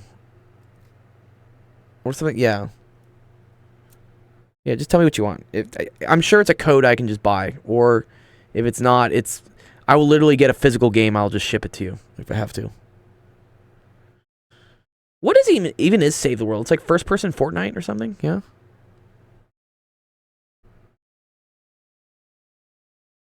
Okay. Nice. Okay, here. Ethan, you want help with your question? Or Mystic, if you're here, I know you said you're watching during class. Drop an emoji so I know you're, like, watching, and I'll do your question. Okay. Ethan, what's up? Here, let me tag Ethan. My bad. Hello? Hey, Ethan, what's going on, dude? How's it going, dude? Not doing too bad. Okay. You said you wanted to talk about some stuff. What's going on?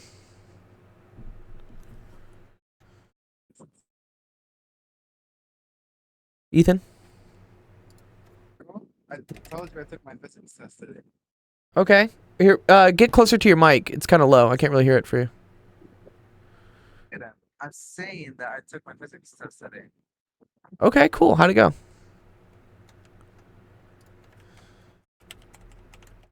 It's just that I think I kind of got like an 80 something. Okay, that's okay. 80's all right. But my average for physics is a literal A. Well, good. An A is good. A's are great. I want to keep that A. Okay. But that B Well- will definitely drop it down. Yeah, but it's okay.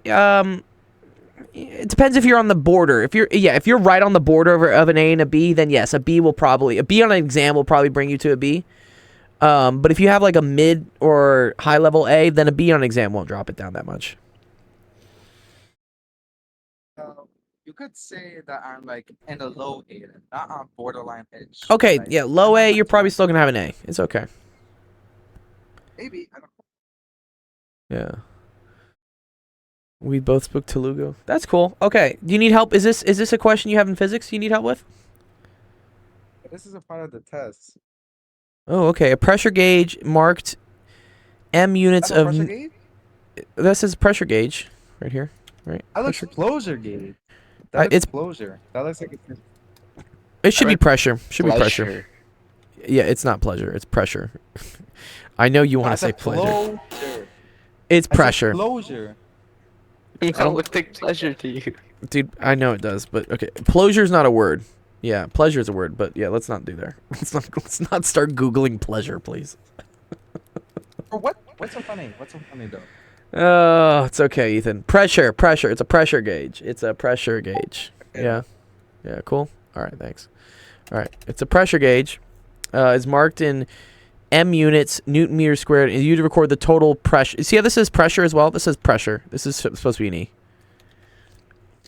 Add a series of that. H between liquid. Okay, cool. Nice. Okay, so here's the height, right? And here's the total pressure, yeah? Because I have to plot that, which I'm not too bad, but Okay. it's like I don't even understand the second or the fourth one. Like I don't understand both. Explain why the intercept is atmospheric pressure. Okay. Very cool. Okay. So notice here, do you see how as like H goes up, the pressure goes up, right? Well, that kind of makes sense. Yeah, why does that make sense? Because right as you go further and further down, right? From the surface, right? As we like go down this way. Like, let's say you're up in a mountain. Like let's say you're up in a mountain, then the total pressure is going. They're going to go. Like if you're going lower in the mountain, your height will. Wait, I'm not getting it. No, if you're going higher in the mountain, the pressure goes down. Yeah. So if you're going lower in the mountain, then your pressure goes up, right? Correct.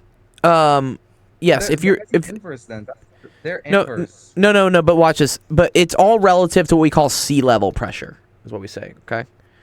Sea So- level. Of course, I've heard that. Yes, sea level is the pressure we measure at the sea, at the ocean, right? That's what this is, right? This is sea level. Okay. So yes, if you go up, right, the pressure is going to go down, and if you go below the sea, the pressure is going to go up.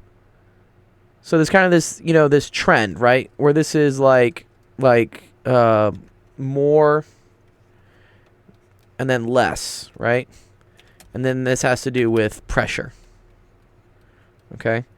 And then right here is atmospheric. This is what we call atmospheric. Okay? Atmospheric pressure. Yes. Yes. Okay, good. So, yeah. So when you do your pressure graph, right, they're graphing the distance h here, which is under, as being positive because you're going deeper and deeper. Really, h should be negative, but it's okay. Oh, I think we do that. It's okay. I get it. So as you're going, they're calling this like positive direction. They're saying this is like more distance, which is also corresponding to more pressure. Left and right. Pardon? Like on a graph paper, I just do x and y. Aren't they? No, both correct. Supposed to be No. So on an XY graph, right? This is going to be H and this is going to be pressure. And your graph is going to look something like this, for instance. Okay? something like that. Something like that. Okay. Definitely not touching the origin though, right? It's not going to touch the origin, right? Because this, when H is equal to 0, right? That means whatever your person is, right? They've now gotten all the way up to the top. They're up here. That's when H is equal to 0. So the pressure they feel is the atmospheric pressure. But as they go down, right, and H goes up, because H is the distance from the surface, now the pressure also goes up because they're further down. Jaden. Okay? So, okay. So find the gradient. You know how to do that, right? That's just getting the slope of this graph, yeah? Isn't that just like y2 minus y1 over x2 minus x1? It is, yeah. You could also do this in a calculator. You want to do this in a Yeah, calculator? but then I would need the points. I would need the points then. Yeah, so you just plug the points in here. So here, for instance, this is like 0.25. I mean, like two different points that are not the same from that. No, watch. Here, I'm just going to plot it for you. I'm just going to show it to you. It's kind of cool. This is 1.45. Oh, what? That 1 calculator can do it? Yeah, watch. I'll show it to you. It's kind of cool. So, yeah, I'm going to set up a list where those are my X points, right? These are my Y points, 105, 109. What's up? What are you asking, Ethan? Yeah, wait, there's 3 columns actually. Yeah, but we only or need 2. rows. We only need 2. I mean, actually, technically, they're infinite columns if I really want them. Oh, I think up to 6. But I only need the first 2. Okay. So notice like I put in the points, right? I've put these points as list 1 and I put in these points as list 2. Okay? So now if I go to graph this, it's actually kind of cool. So here, I can graph this. Watch this. You just go up here and you hit plot 1. And you hit trace. Or sorry, stat plot. Plot 1, cool. It should graph it. Oh, you know, I need to set my window. Sorry, we gotta go to Way window. too confused. No, it's okay. It's okay. One sec. I gotta go to zoom, and then I gotta say z stat. Zoom stat. There we go. There you go. So those are the points. Do you see that? Okay then. So that's what Are they perfectly aligning with each other? they don't perfectly align with each other. But you can see how there's a little bit there's a little bit of a wiggle, right? Little, not too much though. So here's the cool thing. You can actually figure out what that is by doing what's called a linear regression test. I don't even know that. I don't. Linear even know regression that. regression is finding the line that best fits the data. So the That's data's good line then. yeah, best fit line exactly. So we said Exodus was this one, this is this, cool. And then yeah, let me store this equation in let's store this in y1. Okay. So I'm going to calculate that. And so this is the equation of the line. So the slope, right? You see how it says y equals ax plus b? Yeah. The slope is 11.67 because that's a, right? And then the intercept is 102. Okay? How would you know if it's 102? Because it says right there, it says b equals 102. You see that? How did you find that? How did you find that? So this uses a complicated algorithm called the least squares regression thing. It's a statistics thing. Complicated? It's complicated, but our calculator can do it automatically. You did it right by just finding the slope between 2 points. Yeah. I know you did y2 minus y1 over x2 minus x1. This does it for all of them, and then also tries to minimize the how far they are from like a single line. It's pretty cool. But here's the cool thing. So watch. If we now graph that line, look at that. Do you see how that's our best fit line? You see that? Stay perfectly aligned. It is, but like, see, some of them are like kind of slightly off though, right? You see that? You see how like these two are like kind of slightly off? Yes. Yeah. Yeah, I see that. Yeah, so anyways, that's how you can do this on your calculator. It's pretty cool. So yeah, we got that our what was it? We got that our oh, sorry, where'd that go? Sorry. Our slope was what, 11.67, okay? So it says given that the gradient, which is 11.67, is equal to the density of the fluid, that's rho, times g, right? Obtain a value for the density of the liquid. What's up? That's actually what we use. We don't use rho gh. We use it's like something like this. Density of fluid is equal to density of water times gravitational field strength times depth. Same thing, but Well, that's pressure. So pressure is equal to rho gh. So here's what we say. So this is actually where this comes from. So pressure is equal to rho gh is what we say. Density of the liquid times the gravitational constant times the height, right? We figured out this equation. We said, okay, pressure P is equal to some slope, right?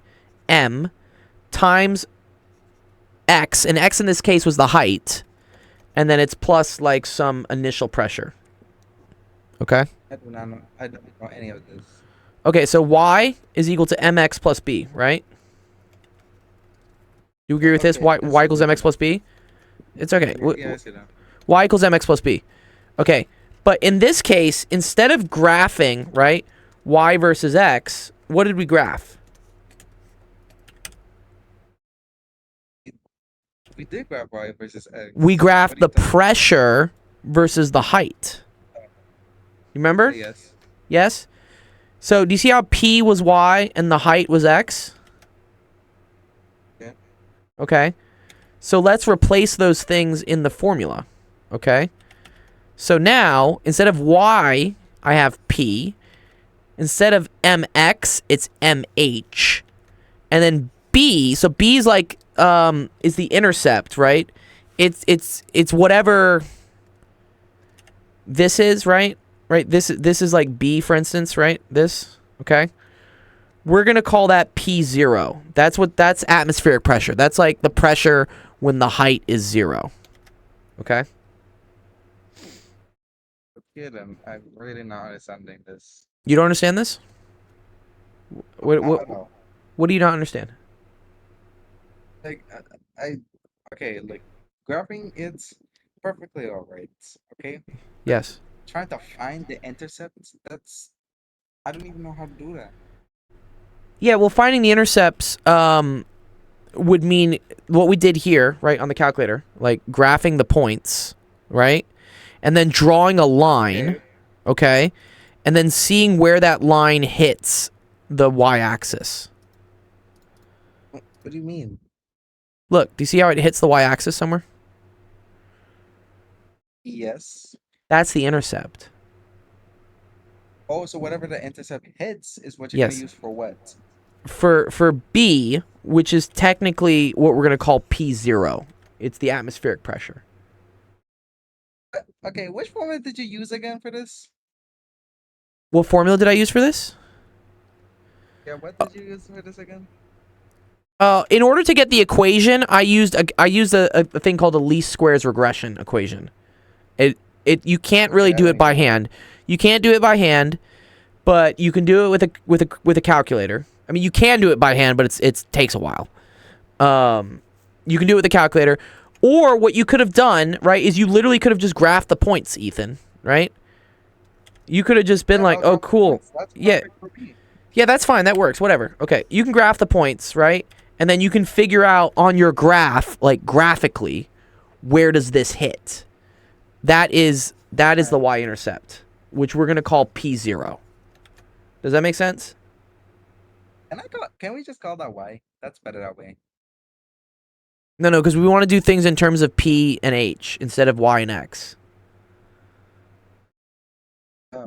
Because the graph is graphing pressure versus height. It's not graphing Y versus X. We don't know what Y and X are. Those are not things in our question, right?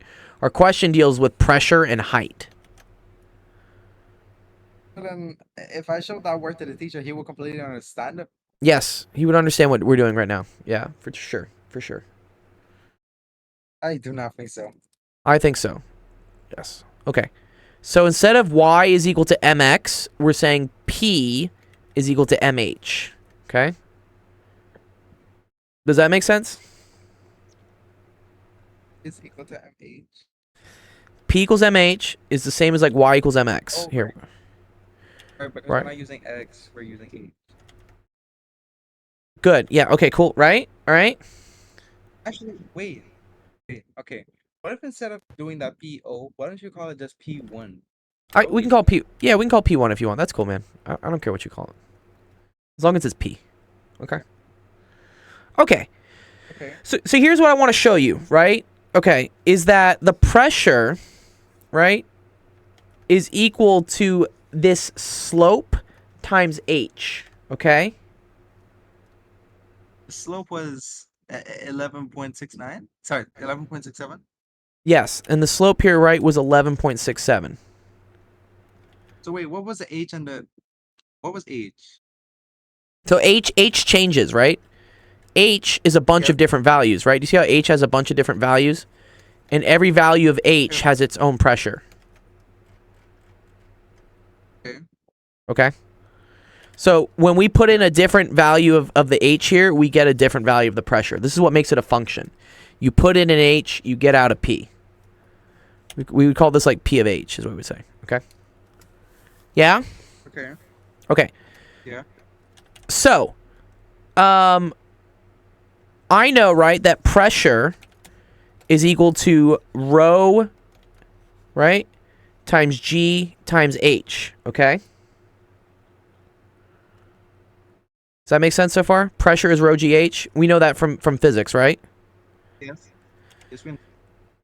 And so this is going to be equal to something, right, for the slope times H, right? H, yeah? See that?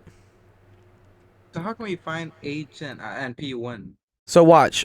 So, well, P1 we already found, right? That was just graphically like seeing where the Oh, right, the y-intercept. The y-intercept. Yeah, finding H, we don't find H. H is given to us with those data points, right? We're given P's and H's. Okay? What I want to show you here, Ethan, right? Pressure is equal to M, which is my slope, times H, which is height. I know that pressure is always rho GH, but right now I have MH. What does that mean that M must be equal to? Rho GH? Just rho G, right? Because look, if M is rho G, Oh, right. H is Right. still H, okay? Do you see how you get rho GH equals rho GH? Yeah. Okay. So that tells me the slope here, M, which is the gradient, is equal to rho G. Okay? And that's what happened here. Do you see how he said the gradient was equal to rho times G? That's where it comes from. Okay. Okay? See that? All right, so now if you want to solve, right, for rho, you just have to take this G here and put it underneath. Right? But that doesn't help with figuring out what rho is. It does. Yeah, rho is just equal to, here, it's the 11.67, and then Wait, you... 10. Uh-huh. 10, right? Gravity field strength was 10, right? Uh-huh. Now, we have to be careful here, though, because the pressure was in 10 to the third newtons, right? Do you see this little thing? Meters. 10 to the third? Yeah. So, I think we need to multiply this 11.67 times 1,000. Times 3. Times 10 to the 3, which is times 1,000. 10, yeah, times 10 cubed then. Yeah, I agree with that, yeah. Okay, and then we divide this all by 9.8. And that gets me that rho. 10, 10, 10. You want to divide it by 10? Actually, the teacher must say 10. Oh, no. It's the teacher, not me. No, we don't like that. Yeah, the teacher's always going violent. Okay. Yes, I know for sure because I never wanted to use something like that. Okay, so we get 1167, okay? This makes sense. So rho is equal to 1167, and then let's remember this is a density, okay? Which means it's going to be newtons. Sorry, how's this going to work? Per Sorry, meter yeah, it's newtons per meter squared, yeah. Which I think is pretty close. You have cubed. You have cubed. Sorry, no, it's cubed. It's cubed. It is cubed. What? Now wait a minute. No. Sorry. No. Sorry. Sorry. It's kilograms per meters cubed. That's what I meant to say. Sorry. Oh. It's kilograms yeah, per meters now cubed. that makes sense. Yeah. The reason for this is Density is measured in kilograms per meters cubed, right? it has to do with this. So okay. So what's up, yo? What's up, guys? We're doing yay, and thank you, Don, for helping out Ethan for this with this question. This was his physics test he had on pressure. This was super fun having. I saw you working this with him. Yeah, I appreciate that. Yeah, shout out to my homies, dude, Don, and here. How can I do shout out? There you go. More pressure. Yeah, this is from his exam, is what it is. Yes, physics. We love physics. Yeah. So Don. How is this for my exam? It's a test. Exam, test, all the same stuff, dude. Potato. No. They're not the same stuff for sure. They're not? Okay. Shout out to my friends though, Eric and Dawn. They're great. They also do. I have to wait 2 minutes before giving another shout out. What? I don't want to wait. No. Yeah, that sucks. Apparently, I don't know how that's possible. Did you make that rule up? No, that's Twitter. Not Twitter. Sorry, it's Twitch. Whatever. But yeah, okay. So again, pressure, right? We were graphing versus height. The slope is M. Pressure is rho GH. So M is a slope times H. That means M is proportional to rho G. Okay. Slope is. I want to show why. I want to show why the units work out this way. Let me show you. 60 viewers. Jesus, Don, dude. Good job, bro. What? How the hell do you have 60 viewers? What were you doing? Were you showing feet pics again, dude? That's insane. About to break my For the love of stream God, record. No. Yeah, for the love of God, dude. What's 60 viewers? That's nuts, dude. Congrats. Yeah, that's dope, dude. Unless that's a bug.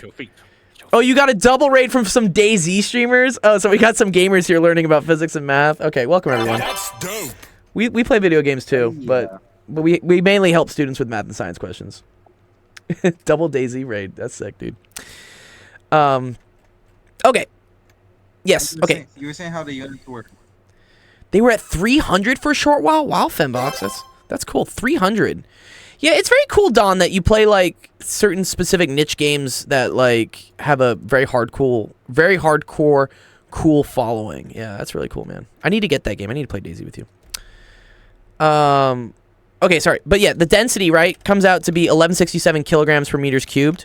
I wanted to show like why these units work out the way they do. I mean, I know density is mass over volume, which I know is going to be kilograms over cubic meters. But there's also a way to like figure that out, right? Yeah, DayZ is super fun game, great community. Yeah. Besides the toxic people that like shoot you when they say they don't have any stuff. Yeah, that sucks. True. Yeah, dude, the griefers. Yeah, dude. Okay. This is what I wanted to show to Ethan though. One sec. You're going way too far with this now. I don't. Yeah, it's okay. It's okay. Just let me show you where it comes from. Like, why you gotta take? So you mean to tell me that? Let me ask you this. What's up? You're gonna take one of the most basic features. 1 + 1 is gonna be equal to 2, but you're gonna give a whole calculus explanation on why. According to Terrence Tower, dude, 1 + 1 = 1, right? Is that what he said? I think he said 1 + 1 = 1. Like, okay. I didn't even like. So It's look, okay, like, why you gotta go this far? Is this a calculus? dude. Because I like to go further in One Beyond, bro. We're going further in One Beyond. Okay. I don't like that. I don't like that with this. Okay, I'm gonna show it to you, dude. Okay, rho GH is pressure. Yeah, cool. What are the units for pressure? What do we say the units for pressure were like over here? Thank you. Newton m to the -2. Okay. That's just So Pascal. That's just Pascal. It is Pascal's, yeah, okay. But here, I'm going to show you where it comes from, right? So this is Newton's m to the -2. If you have a minus exponent, that flips that bitch on the bottom. So this is n over m squared. Okay? Of course, I know that. Cool. All right. This is a really cool thing in physics. This is called unit analysis. It's just how you can figure out what the units are for things. It's super useful on like the SAT or like any of these standardized tests, because if you can just start eliminating answers as being wrong because the units are wrong, you don't even have to do the question. You can get like a 50-50 shot on it and just like run it. But yeah. So rho is that G. Okay, so G, right? That's equal to 9.8. What are the units for gravity though? What's that? Newtons. Per It's kilogram. Newtons per kilogram. no, it's it's meters per second squared, right? That's what G is. Okay. It's an acceleration. Wait. Hold on. I thought newtons per kilogram would also work. Newtons per kilogram, maybe. I'll show you where it comes from. We'll get to it. Okay, but G. Oh, it is newtons per kilogram. Do you know why that is actually? That's kind of cool. So like force is in newtons. Force is in newtons, which is equal to m times g. Mass is in kilograms, so that means G must be in newtons per kilogram. Do you see how these cancel?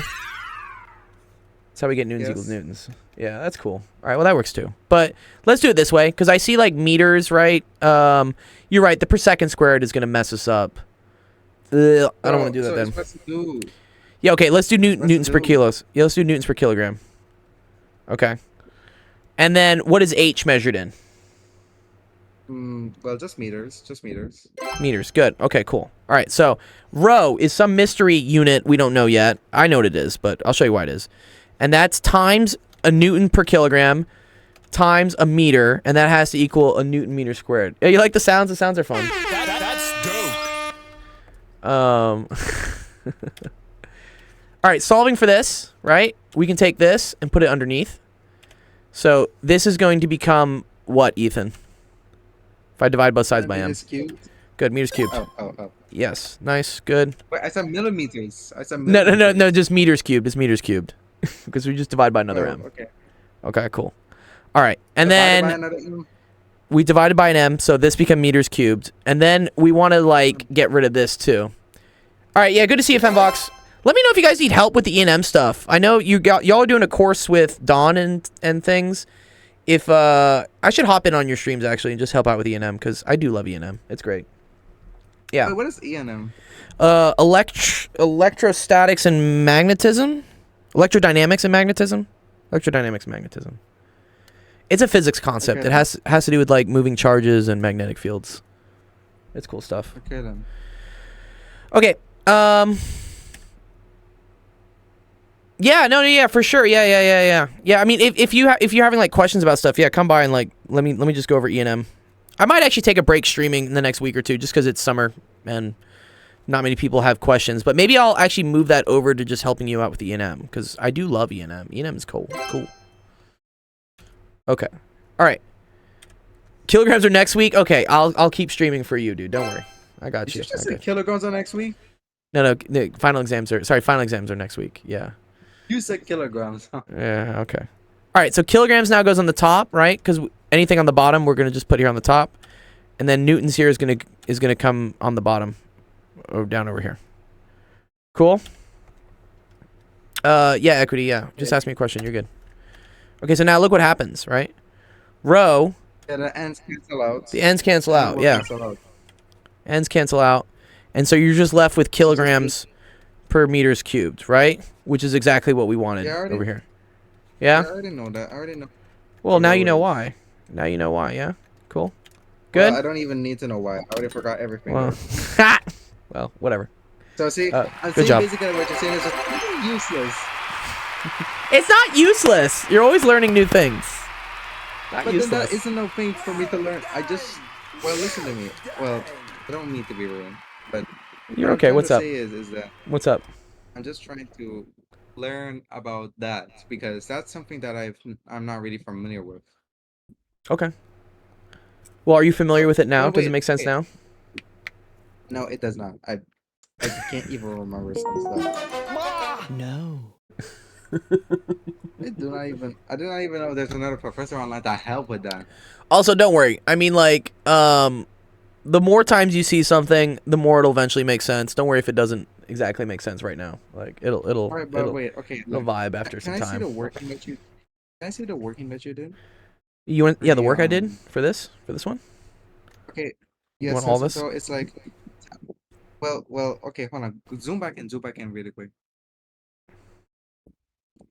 So that not that close. Okay. What's up? Extreme close up. Extreme clo- Wow.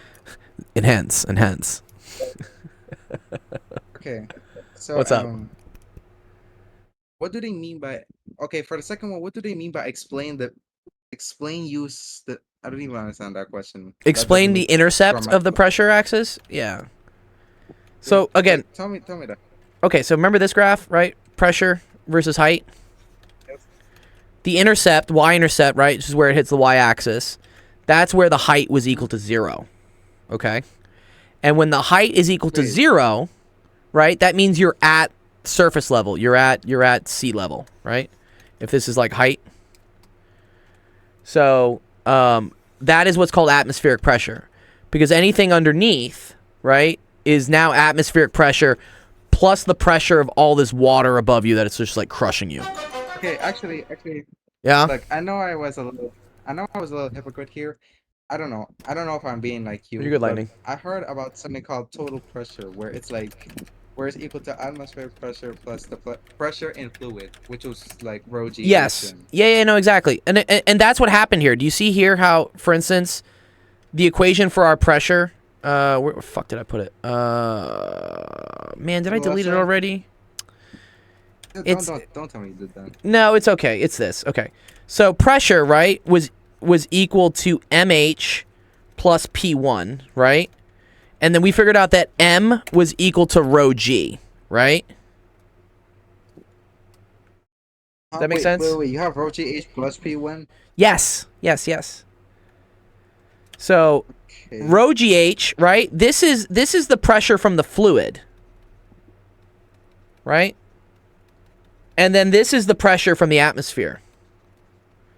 Lightning says, my parents don't understand. They don't understand that this is free tutoring. Yeah, dude, it's fucking real, dog. What? Dude, send them this video, dude. One sec. Let me pull it up. Yeah, if anyone doesn't believe, they don't believe this shit is real, like, yeah, it's We're just saying, sent. walk up to them and say very loudly and clearly. Oh, someone needs to buy me like, tutoring. yeah, free tutoring. We literally have a whole like little demo video about how like everyone got screwed during COVID and like we offer free tutoring. So yeah, there's a video. Tell them it's legit. Like, we're an OG, legit 501c3, dude. You know, Science, physics, math, science. computer science. All sorts. Japanese. You want to learn Japanese? Sensational. Teach you Japanese. Got the books. They're all Got all- sat here. They're all here. They're all just chilling, dude. Some people don't. I don't know. Yeah, send it to them, bro. Yeah, dude. Look, he's got the Japanese textbooks, dude. Yeah, look at that. You can go learn some Japanese. Do you help people host their own courses? I mean, if you want to teach something on my channel, talk to me, dude. Like, I'm totally down to like run some stuff on a stream. Yeah. I mean, I generally just help students throughout the year with anything 5th grade through early college, math or science, anything like physics, chem, whatever, you know. And then Sensation here can help out with like computer science and like Japanese stuff. So if you have something else, like say for instance you're like really good at OChem and you want to help kids teach OChem, I'd be more than happy to like, you know, send people, if you have a stream, to do that, or at least show you how to get with streaming. Yeah, it's all free though. Like, so, you know, we have a website. You know, if you want to come check out our website, where is it? This is it. No, there you go. That's the website. That kind of explains what we do. Basically, we offer free tutoring to students, and we incentivize them to ask questions and get help by having them earn points in our Discord for asking help with their homework questions, and then they get to redeem it for gift cards at the end. And we do a lot of stuff. Like we have, it's more than just, for instance, asking homework questions on the stream is one way to get points. But also if they show me that they walked a certain number of steps in a week, or they got good grades in school, or they practice a musical instrument, like all that counts towards getting points. And then we buy them gift cards, and it's cool. And the kids do it. They believe it. They think it's real. The parents don't. The parents are like, this is a fucking scam. I'm like, no, it's real. Yeah, cool. Yeah, join my Discord. It's right there. Or right there. Yeah, and send me a DM. Yeah, I'm always looking for people that love to help. I'm always down. Yeah, the boomers struggle. They do struggle, man, dude. They really do. What's up, Ethan? What were you gonna say? Sorry, dude. Yeah, you were just about to explain to me about the things again, like about explaining the intercept. Oh yeah. Let me do that real quick. Yeah, or one sec. On the topic of boomers, like I had like a funny like moment. Boomer. I had a funny moment today. So I decided to like to demonstrate what all the 3 generations are, right? So apparently you're a millennial if you wear ankle socks. Apparently that's a millennial thing. I think ankle socks are the best. And then these normal socks, crew socks, are for like Gen Z. And then I was like, okay, but wearing socks with flip-flops or socks with sandals, that's the ultimate like boomer thing. So yeah. I digress. Speaking of the generations. Yeah, oh okay, yes, sorry. We were talking about this. Yeah? Wait. Okay, hold on. Like, What's up? So yes, you're saying, wait, okay, explain to me why you have rho GH and P1 there, because the pressure is just rho GH. So that's the pressure from the fluid, right? P, this is the total pressure, Ethan. This is the total pressure that you're feeling. Oh, we got it from Don Mystic. It was from Don. Don's a homie. So when you're down here, Ethan, you feel the pressure of all of this liquid trying to crush you, but you also have the pressure of the atmosphere above. So that's why it works. Statics, this is actually, this is a high school physics class, potential. It's actually from a student. His name is Ethan. He lives in Belize. So we help students from like all over the world. It's pretty cool. This ain't even statics. This is literally like 11th grade physics. 11th grade Like, physics, but no, but potential's right. Once you go into like engineering courses in college, this would fall under a statics, or mainly probably a fluids class, actually, probably. Yeah, bother me on the Discord. You're cool, dude. Yeah. Okay, Dr. Go, here's What's up? Here's what. Can you do something for me with that question there? Yeah, what's up? What do you want to do? Could you write out an answer? Because it's like from me going to look back on the stream, it's gonna be hard to pick out which one is the answer then. Okay. You want to just write out what the answers are? Is that what you Yeah, want? just explicitly because I'm not good with them. Because eventually he's like, I just want the answers. I got you. Okay. You know how to do. I didn't just want the answer. No, you got it. You got it. You know how. I don't gotta care how I spell everything else. Yeah. That's Okay, well, cool. yes, I know how to plot the graph. And You I know how to how plot the find graph. gradient. Okay, good. Awesome. Yeah. Okay, great. And then explain Just the for intercept. gradient of the graph. Okay, so the intercept, right? This is the pressure when h equals 0, which is at the surface, right?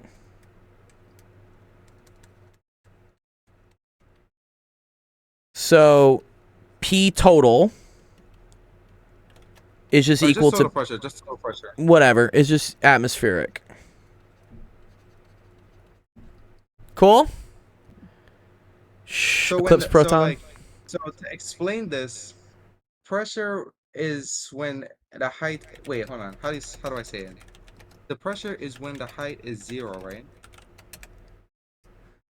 Yes, the total pressure when the height is 0 is just the atmospheric pressure. Because remember, Okay. right? P total was equal to rho GH Atmospheric pressure. P atmospheric, right? If this is 0, then P total just equals P atmospheric. All right. Yeah. And then lastly, the fourth question then, the gradient. Like, Uh, by the way, wait, actually, so the gradient is just what I'll get. But what about the density of liquid and the gravity and the, well, okay, so gradient, right? We explained this, right? So the gradient, which is the slope, which is m, was equal to rho g. Okay? So you took whatever your value was you got for the slope. We got it using a least squares fit, and we got like 11.67 or something, right? And then you can divide that by 11.67, yes. g. You divide that by g, and that gives you rho. But wait, actually, you have to multiply by 10, well, 1,000. Yeah, sorry, yeah. This has to also be multiplied by 1,000. Yeah, exactly. Well, $5, dude. Thanks, Potential.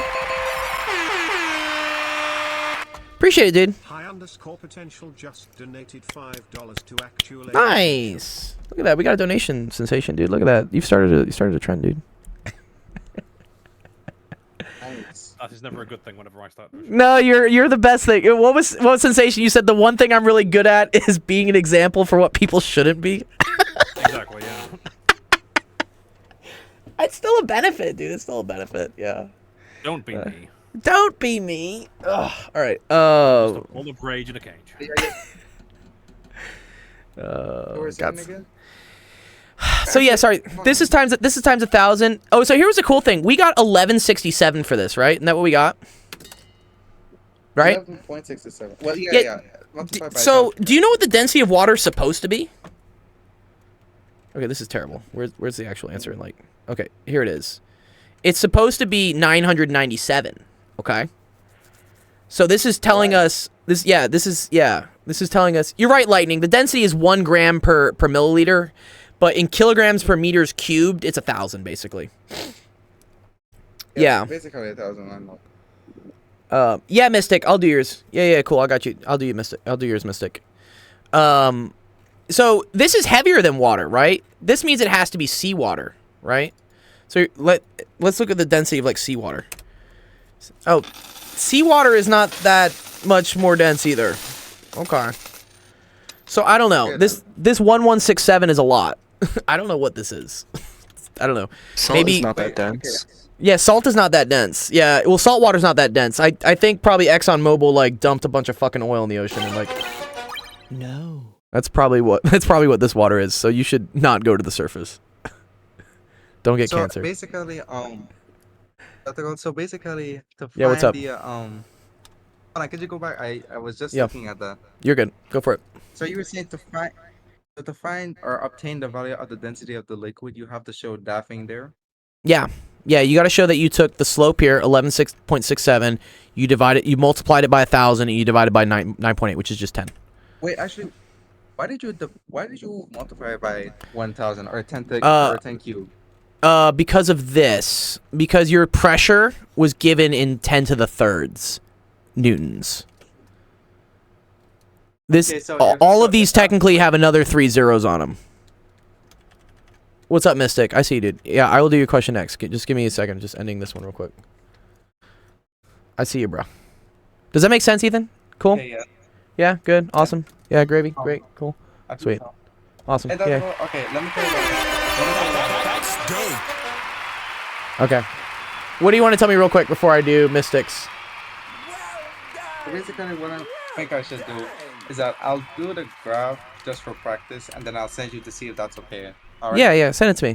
Yeah, I mean, as we showed, right? I'll I do it. mean, you can do this on a calculator. I don't know if you're allowed to have a TI 84, especially not a gold one, but But I can't. I don't even have that. but yeah, we can do like a graph of what is it? A stat plot and then least squares regression or something. You can do that with this. It's cool. This thing is very powerful. And I I'm love not the doing that. I love the I can't do it. TI-84, dude. Super Alright. cool. Well, thanks so much for the help. You're welcome, dude. Okay. Hopefully, not to go. Oh, there's two variations to this. Like two Yes. things that I'm thinking of. What's up? So either A, since this was a section in the test, that might also contribute to my grade. Yeah. Or B, that might just be a completely different grade, like a quiz or another grade. That's all good.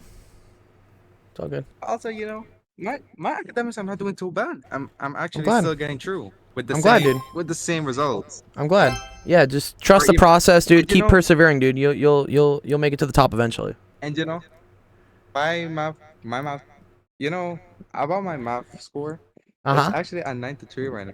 Nice, dude. So, and you know what else is crazy? What's up, dude?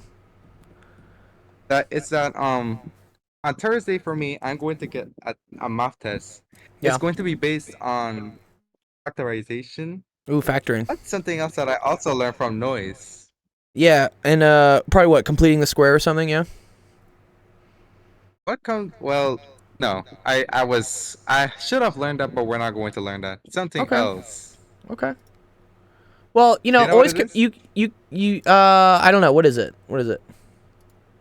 The quadratic formula. Oh, we love the quadratic formula, dude. I love that. I love that. My math teacher And used you to call know- it the big you know gun, what the dude. teacher said? What do you say? The big gun. The big gun. Yeah.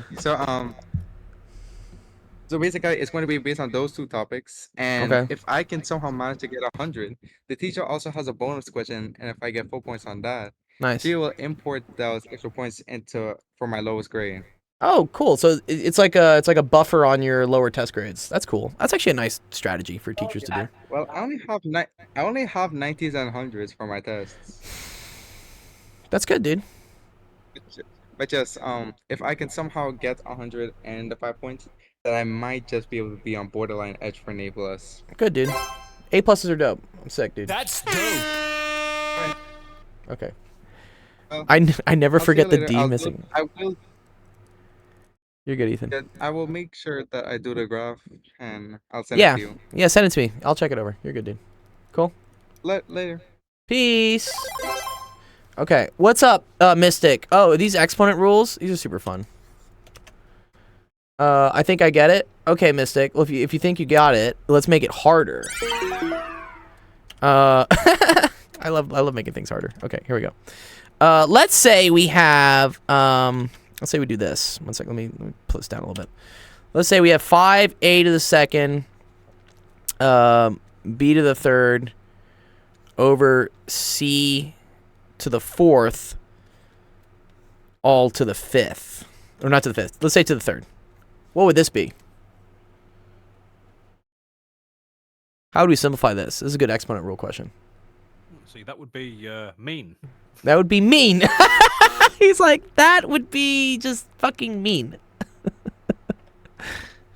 They're doing your job for you, Gold. That's fine. I've got an evil one for you here afterwards. It's Oh, all based please. On the same thing as what you're doing. Oh, right please, now. yeah, send it, dude. Oh, I want to get hurt today, I guess, or something. Tuesdays I'll for have to hurting. tell it to you. Oh, It's just okay. Evil. It's just evil. Chat, thank you. Chat, thank you. Yeah, okay. But how do you do this one? How do you do this one? Mystic. No way you guys made a 3v1. Let's see if you know how to do this one. Oh, no, good one. What's he saying? You're lucky.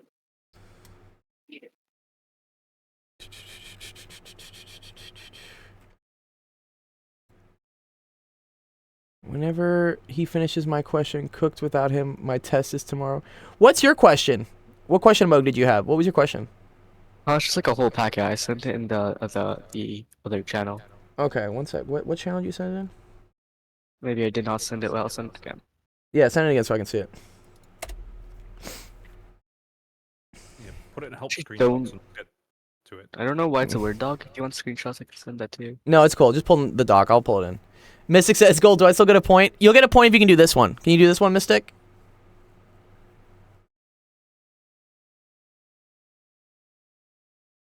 Yeah, no. Mystic has to do the question. No, you can't get other people to do the work for you, dude. What? You gotta do it yourself. I want points. Lightning, just submit another question you had over calculus or something. We'll do that.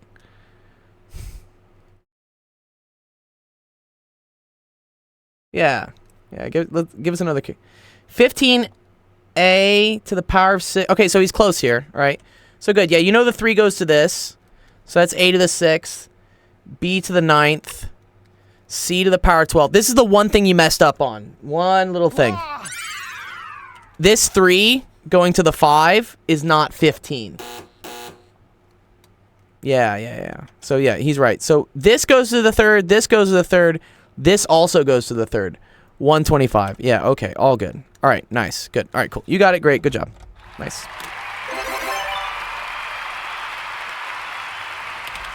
What a mother, man. No. Mystic. Quick math. Okay. What's your evil question, Sensation? While I pull in Amogs. What do you got? What do you got for Okay. us? Parentheses. Okay, parentheses. Okay. 343 over 512. 343 over 512. 343 guilty spark. 343 over 512. Yes, they're still valid lightning. I'll get you them. Outside the brackets, minus 2 over 3 power. Ooh, I like this. This is a very good one, actually. Oh, this is good. So this is fractional exponents, which are really cool. So the rule for this is, if you ever have like a to the b over c, that's the same thing as the cth root of a to the b. You can also take this and put it up top here. You can say it's the cth root of a all to the b. That also works. Yeah, they are still valid, Lightning. I just process them on Sundays. Okay. So a lot of times, for instance, if I see like the square root of 8, this is the same thing as 8 to the 1/2. Okay? Because this is like a 2 and this is a 1, right? Yeah? Okay, cool. Yeah, you're good. Okay, so this is interesting, actually. Okay. So, okay, first of all, there's a couple things to process here first, right? So the negative, anytime we have a negative exponent, that's going to flip whatever the fraction is. So if I have like 3/4 to the -1, that's going to get flipped over to 4/3, like that. If I had put a power on this, let's say I made this like to the -2, then this flips, but everything gets put to the positive power. Another example for this is if you have like 1/3. Let's say we have 5 to the -6. That's 1/5 to the +6.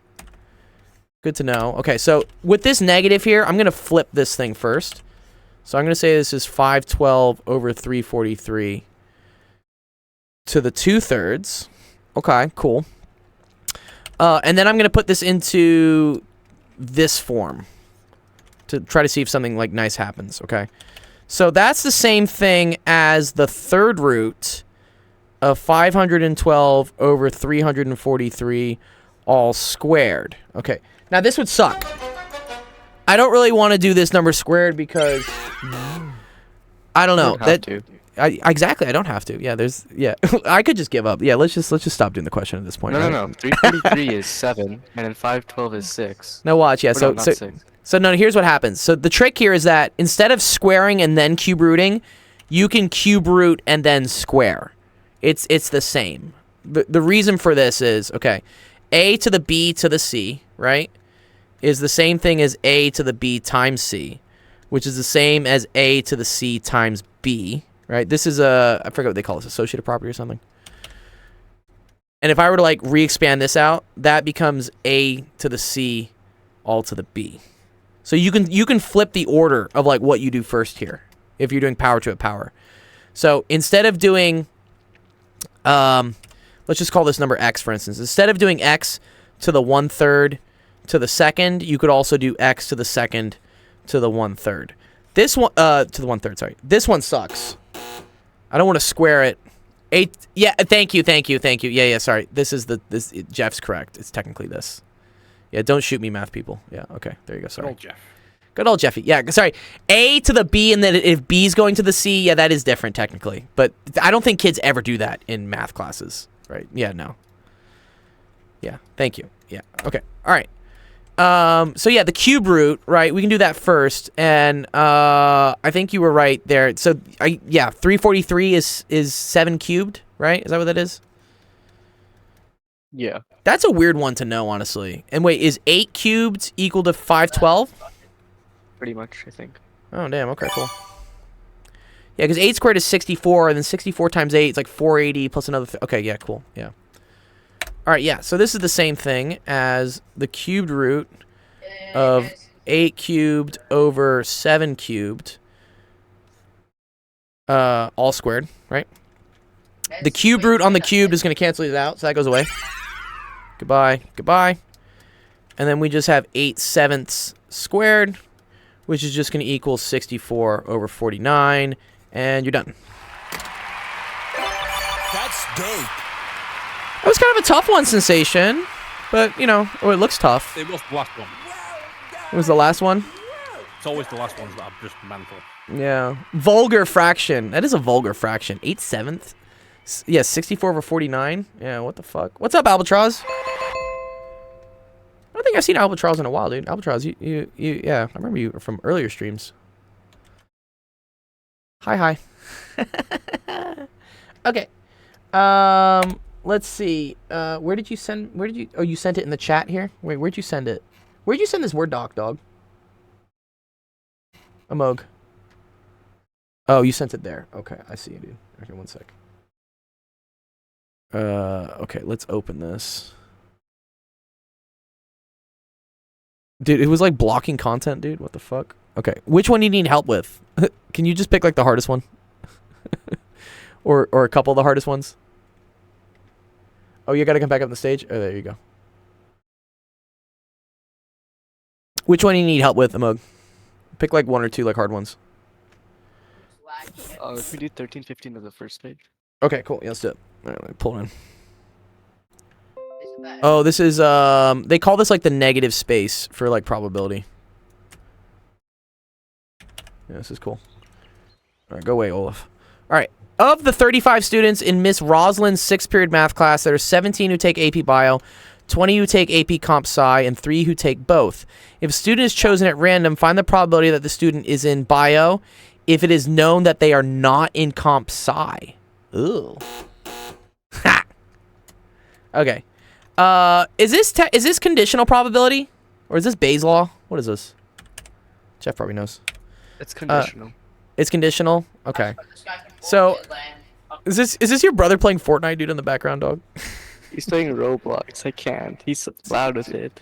Dude, what? Tell him to chill out, dog. All right. Inish.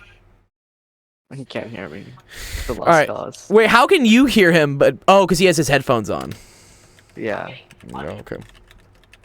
What's he have to like? What is so intense on Roblox? He's talking with his friends. Oh, I see. Oh, he's being that's so cool. All right. Anyways, you're good. All right. Conditional probability says probability of A given B is the probability of B given A times the probability of A divided by the probability of B. Yeah, that's where this comes from. Okay, so we have to set some things here. Okay, so so I like to like set variables things. So we're gonna say in Bio as being A. I will draw a Venn diagram, Jeff. I will do that. I'm just gonna show it from the math notation first. So in Bio is A, and not in Comp Sci is B. So not Comp Sci is equal to B, okay? So, yeah, let's draw a Venn diagram.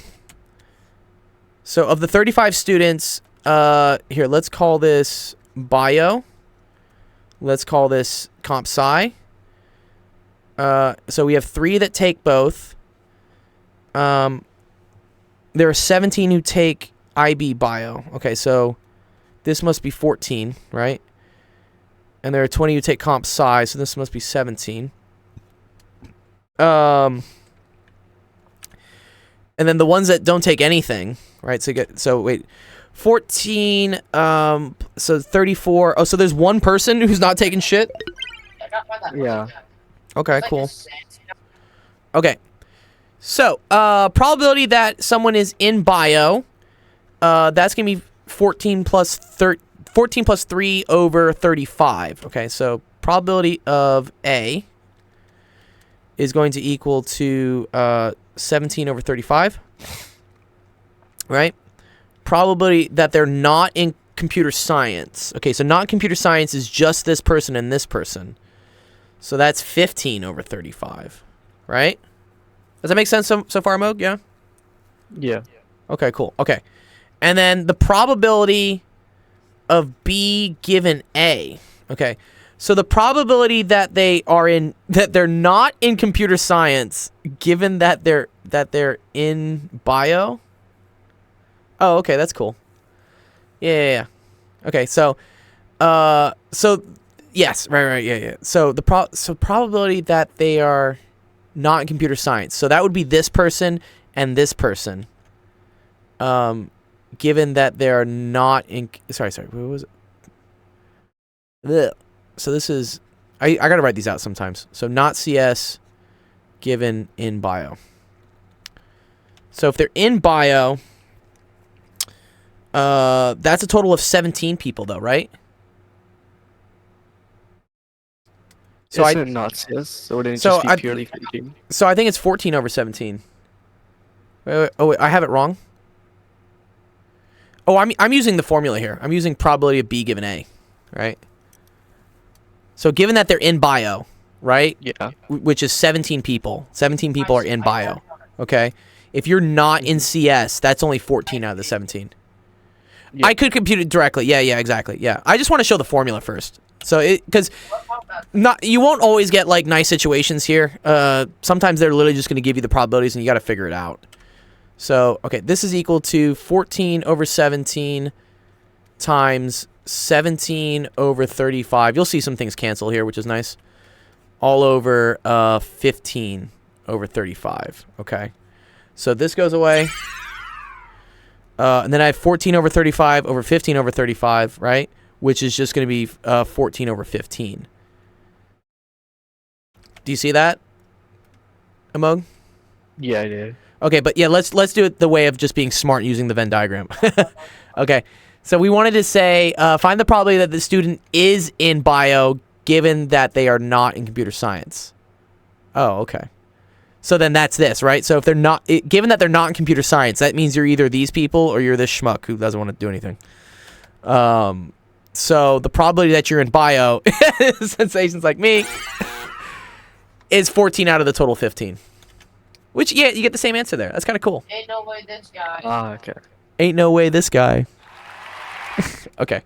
For real. Hey, dude, how old is your brother, dog? What? Is he like fucking 12? He's 15? Ain't no way, dude. 13. 13? Oh, man. You know what was funny? So, I had to make the video for, my sister is a 6th grade math teacher, and she had some video that Ain't that dumb. ain't that dumb, dude. What? Okay, anyways, she asked me, so I made like a going away video for all her students and stuff, and she took quotes from the kids and from the teachers, and she wanted it overlaid on the videos, and I was like, yeah, cool, just send me a video of the quotes you want. And then this was the quotes she came up with. So one of the students said, "I'm worth it, I'm enough." Then one of the students says, "You can accomplish what you set your mind to." And then one of the other kids said, "Skibbity toilet Ohio Riz." God damn it. Like all these other ones are great, dude. Dude, except for falling apart. No, failing is a part of life. First attempt in learning. Some students are like fucking getting hit, dude. Wait, where was a really good one? Okay, the student that said this one. Okay, keep in mind these are 6th grade kids.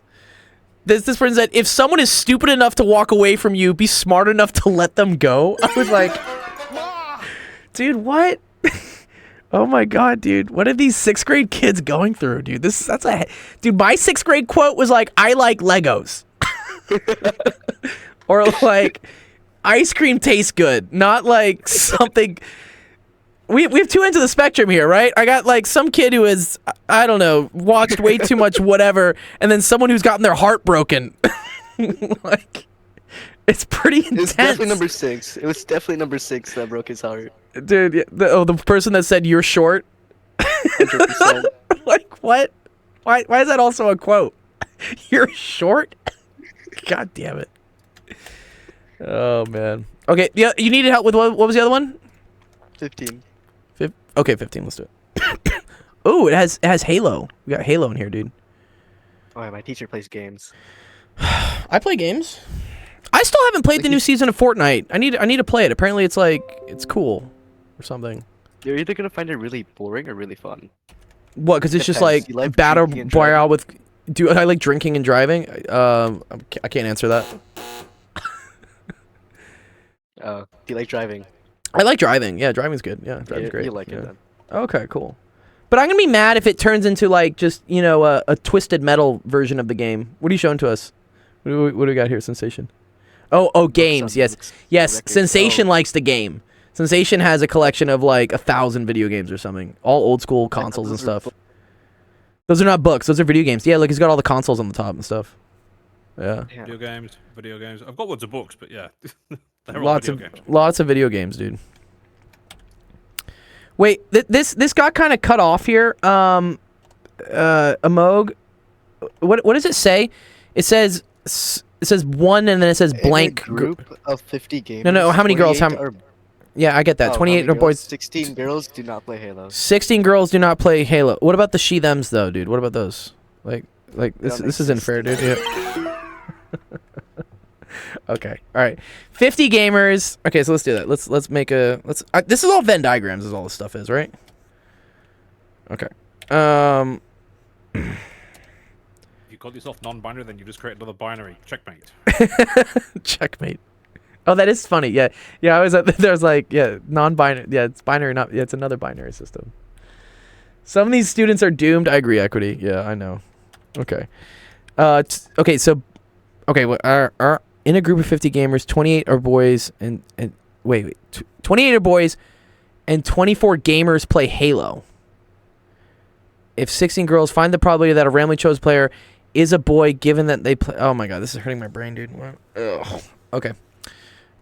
Okay, I'm just gonna go with like boys and girls and like if they play Halo, maybe. What we're gonna do with, That's what I thought. right? But like, Thanks. the wording is kind of scuffed. Yeah, it's so scuffed, dude. Okay. Okay, so 28 are boys. If 16 girls do not... Okay, so here. We know this is right, right? 16 of the girls do not play Halo. 24 total people play Halo. Oh, okay. Okay. So, wait. 28... Okay, and like, we're taking out of the... You have to be a boy or girl. Okay. 28... yeah, okay, yeah. Don't shoot me. I know it's June. Yeah, don't do B as G is separate. There is an overlap. Oh, yeah, there is no overlap. Sorry. No, the overlap is It's the if they play Halo. yeah. It's not if they're a boy and a girl at the same time. Oh, okay. He's saying this. One sec. I kind of like this. Okay. No, I like this. He's saying boys and Halo is what we should do. Okay. Good. All right. So, okay. 16 girls do not play. Dude, that messes with me, right? No, I think I kind of liked my way of doing this. I think I want this. Boys and girls. Here, girls that don't play Halo, boys that don't play Halo. Not play Halo. Maybe. Dr. Gold, do bitches and gals, dude. It's 4 regions? Oh, no. Oh, this is hard. Well, why did they do this to us, dude? Isn't that guy who's Shut up, Inish. Oh, my God. Wait. Is it this, then? Okay, maybe it's this. I think it's this. This is the Ikigai thing, right? Okay, here. Boys, girls, plays Halo. How about that? Can we do this? Does this look legit? Okay. No, he says don't do that. Right, sorry. Yeah, you're right, because you can't be a boy and a girl at the same time. Okay, we went over this. Okay, sorry. All right, yeah, this is getting a little too political. All right, there we go. Okay, girls, Halo.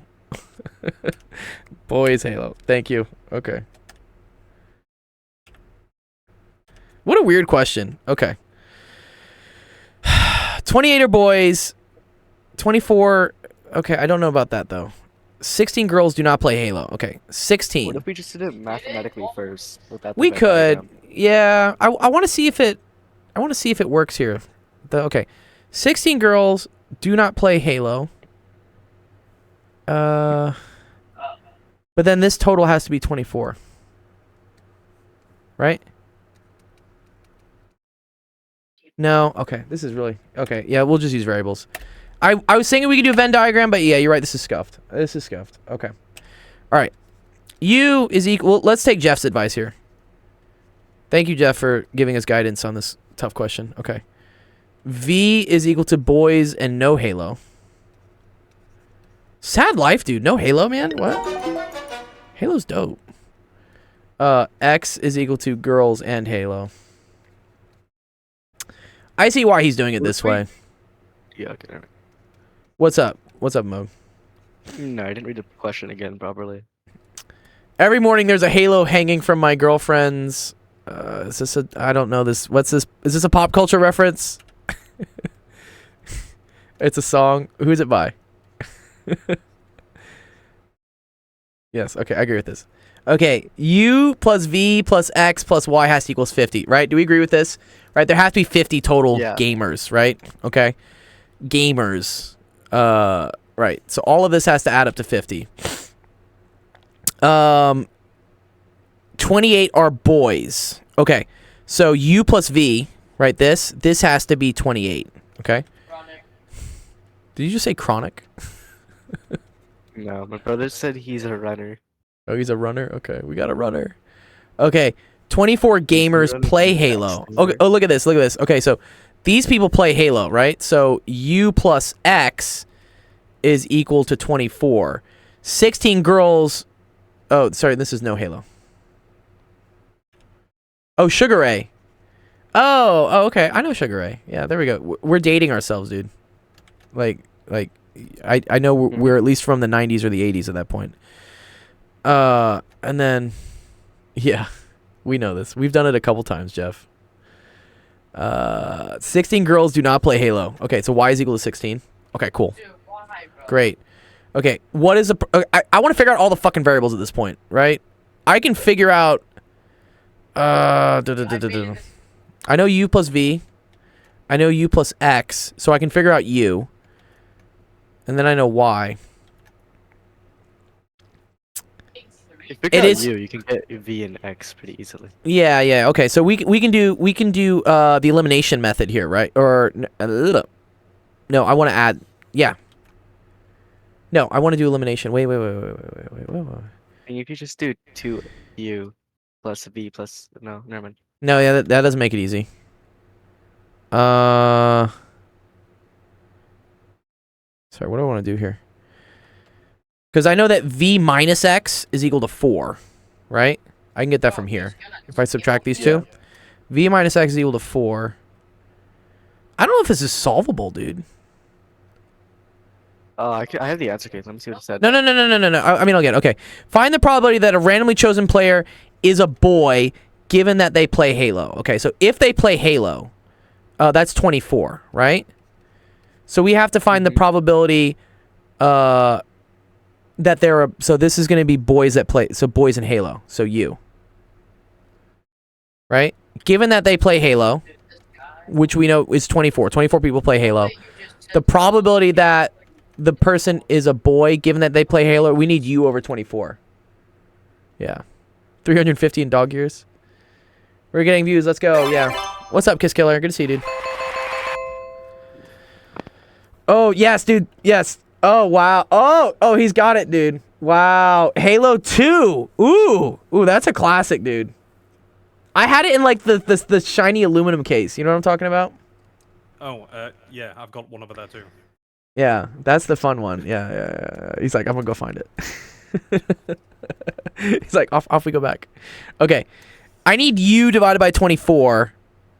Oh, okay. Here's a cool thing. I can get it. I know how to get it. Let's get. I want to see Sensation come up with the thing real quick. I know how we're gonna do this one. It's easy. Do you have it? Let's see. Ooh, very nice. Oh wow, it's still like in the packaging and everything. Damn, that's sick.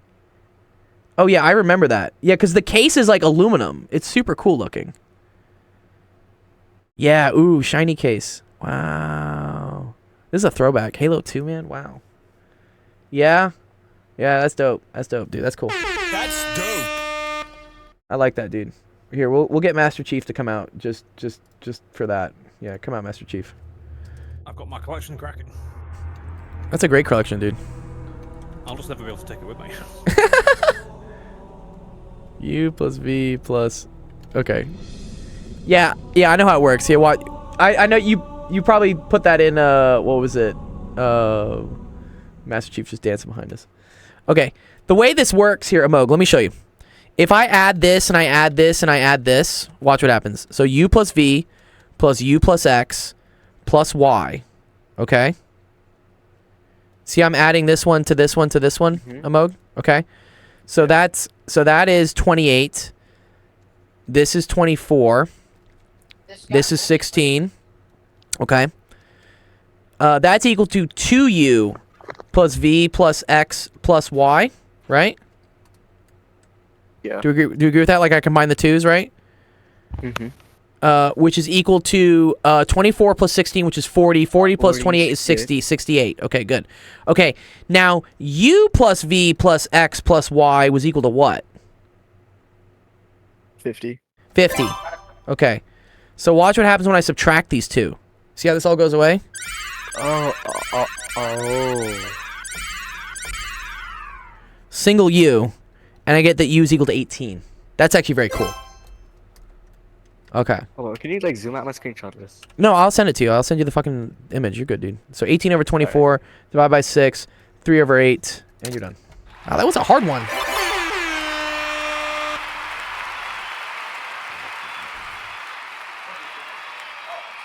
Yeah, it's 3 over 4. You got the right answer. It's okay. Yeah, it's 3 over 4. Yeah, you put 3 over Alright. 8. Here. Oh, 3 over 4. My bad. Yeah, I fucked up. Yeah, sorry. I divided. I got too happy with that. Yes, I mean 3 over 4. Yeah. Uh-oh. No, God! I'm sorry. I'm sorry. Yeah, it was supposed to be 3 over 4, not 3 over 8. Okay, cool. Cool question. Thanks, Jeff, for the save on that one. Do you get a save for that for sure, dude? Because I don't think I would have gotten that without your starting point. Thank you, Jeff. Can we try Yeah. like 2 more problems? One with combinations and one with permutations? Yeah, you can do it. What's up? Yeah, do it. And then I'm gonna help out Lightning and stuff. What's the other one you need help with? Combination and permutation? I don't know exactly which problem those are, but... Okay. How about you go find one? Let me go help some people, but go find me like 2 of the questions and I'll do them. Alright. Cool. Let me go help Lightning real quick. NCIS. Jesus. What is that? The special victims SVU thing, dude? Is that what that is? No, it's naval criminal investigation, something. Oh, dude, I know this show. Oh, this show. You've seen everywhere they're hacking into something, or they're defending against the hacker, and they're both on the same keyboard. Dude, this thing's on 2003, dude. What? Find me the video Sensation. Find me the NCIS one. Oh dear. How many ways can you rearrange the letters and oh my god, that word, dude. That word's too much, man. Okay, let's teach a little bit about they have like 15 seasons, bro. Wow, dude. There's a new season of NCIS? How many Wow. ways can you rearrange the letters in Clanfiable, Gwingle, Quintuple? Even I can't say it. Yeah, it's even you can't say it. Yeah. Clanviable, Gwingle, Goger, Quintros. Yeah, no. Yeah, not nope, Welsh. not happening. Okay, which of the sequences converges to a limit as n approaches infinity? Okay, cool. Okay. So you have to take the limit, right, as n approaches infinity of something. Which sequence converges? This converges. For sure. 6 over infinity is always just equal to 0. That's cool. I agree with that one. Yeah. Choose all the answers that apply. Okay, interesting. So this will not, because what's the hierarchy, Jeff, again, how it works, right? You probably know this too, Sensation. It has to do with like orders of magnitude, right? When we move this like n and like n log n. Yeah, powers and multiples. So it's n, it's like what is it? Is it n to the a to the n, and then it's like n to the n, and then it's n to n factorial? I think this is what it is. Like this is like getting like bigger. Oh, n factorial is smaller than n to the n? Oh, I didn't know that. Okay. But it's bigger than a to the n, right?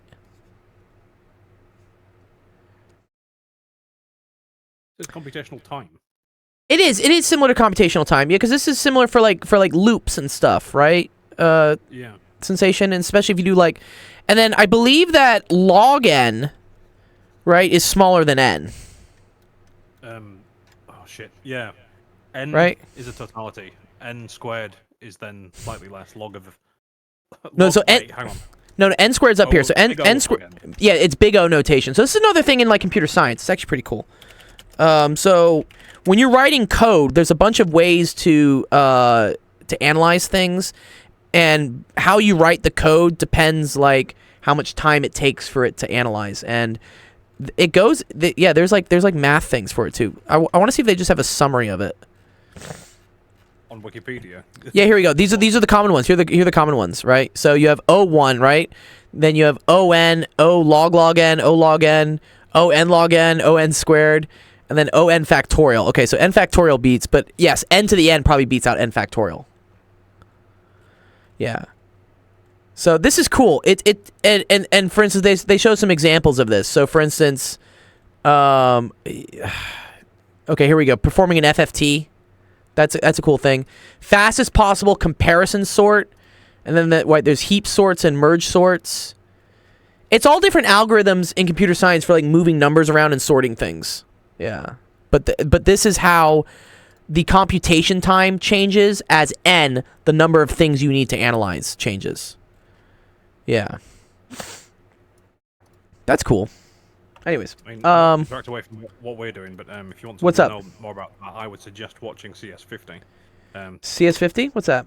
Because it usually explains that quite well, actually, much better than I can. Oh, the Harvard class. Yeah, and this is free, right? It's just on YouTube. Oh, okay. Okay, so yeah, if you want to, what's the very cool? You know what I'm talking about? The where he like visualizes all the sorting algorithms. Where's it? Like sorting algorithms visualized. It's this. Boggo salt. This one's so fun, dude. Oh man, I got little ads. Stop and download this instead. I don't want to download. Here we go. So this is cool. This is a selection sort. You guys should check this out at some point. So this is how different computer algorithms sort numbers. This is an insertion sort, and they're all different algorithms. Like some of them, they look for like a bigger number and then they put it here, or they look for a number in between and they put it there. It's super cool. I love this stuff. But anyways, I digress. So lightning, yeah, sorry. Yeah, he's like, yeah, this has to do with this. It has to do with what numbers are bigger as, because okay, in general, infinity over infinity is undefined. It really shouldn't be defined. Like we don't know which one is bigger unless I know what type of infinity is happening. So for instance, if I have the limit as n approaches infinity of, let's say, 5 to the n over n, 5 to the infinity is much bigger than infinity, so this is going to be infinity. And if it were in the reverse order, right? If it was n over, let's say, n factorial. Again, n factorial is much bigger than n. So this is like a bigger infinity. Let's say like infinity plus over infinity. And that's the same thing as 1 over infinity, which is just 0. So you have to kind of remember this. There's like a rule for like the infinities and stuff. So yeah, based on this, I mean, this one's easy because 6 over infinity is just 0. This one, we said n factorial is bigger than a to the n. So this is also equal to 0, but then this one is not. Because something to the n is bigger than something times n. That comes from this.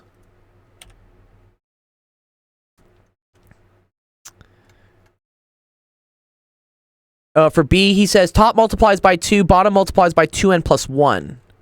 Oh, let's see why that is.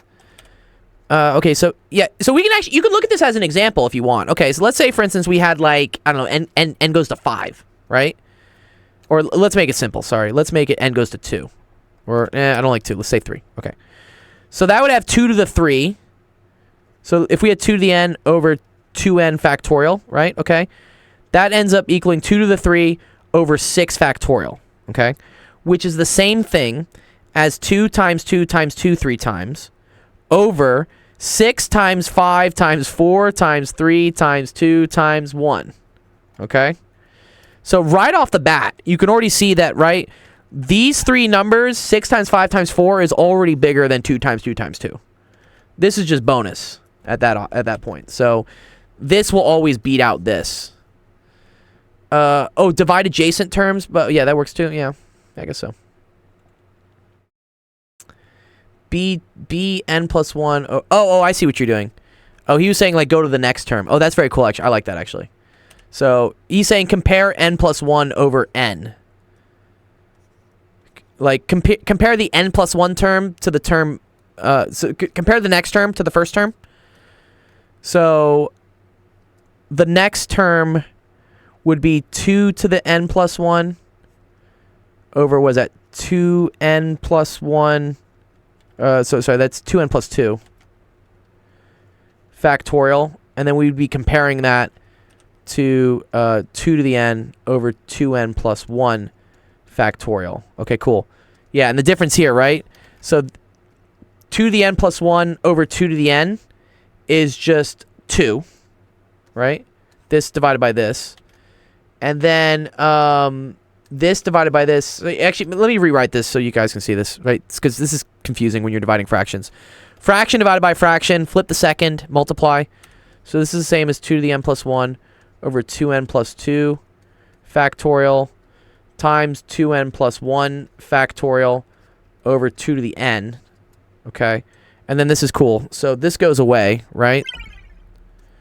And that just becomes 2. And then this is going to be 2n plus 1. Okay, so watch how this works. Because 2n plus 2 factorial is the same thing as 2n plus 2 times 2n plus 1 factorial by this rule, right? N factorial is equal to n times n minus 1 factorial. So whatever this is, factorial, you can take that term out, n, and then you multiply it by the next term down, factorial. I think it's just 2n factorial. Wait, what was it? Oh, sorry, you're right. I was messing up. My bad. Yeah, sorry. This is just... Wait. No, I think that's okay. Oh, no, sorry. This one is just 2n. Yeah, thanks, Jeff. Yeah, sorry. I got carried away. Yeah, thanks, Jeff. You're good. Yeah, bottom one is just 2n. Yeah, exactly. Yeah. Okay, so sorry. I got to go even further then. Sorry. This is 2n plus 2 times 2n plus 1 times 2n factorial. Yeah, there we go. Okay. Right. Yeah, you gotta drop 2 terms out. It's the same thing as like 5 factorial equaling 5 times 4 times 3 factorial. because this pulls out the 3 times 2 times 1. So yeah, what you're left with is 2n factorial over 2n plus 2, 2n plus 1, 2n factorial. This goes away.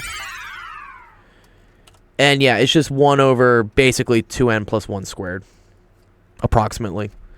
Which, yes, this is, as n approaches infinity, this goes to 1 over infinity, which just equals 0.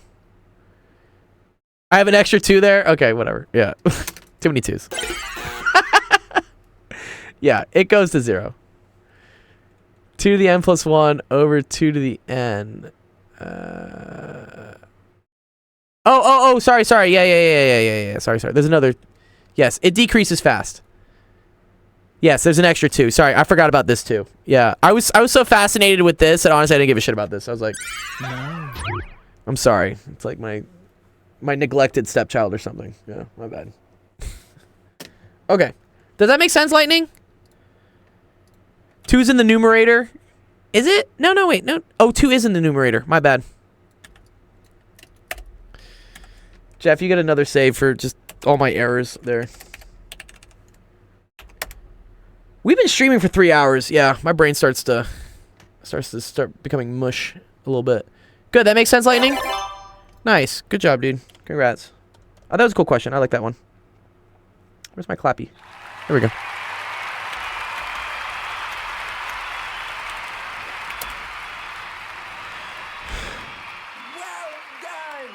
So I would say, Lightning, if you don't want to remember this, then Jeff's method is probably the better way to do it, which is just look at what the ratio of a to the n plus 1 over a to the n is as n approaches infinity.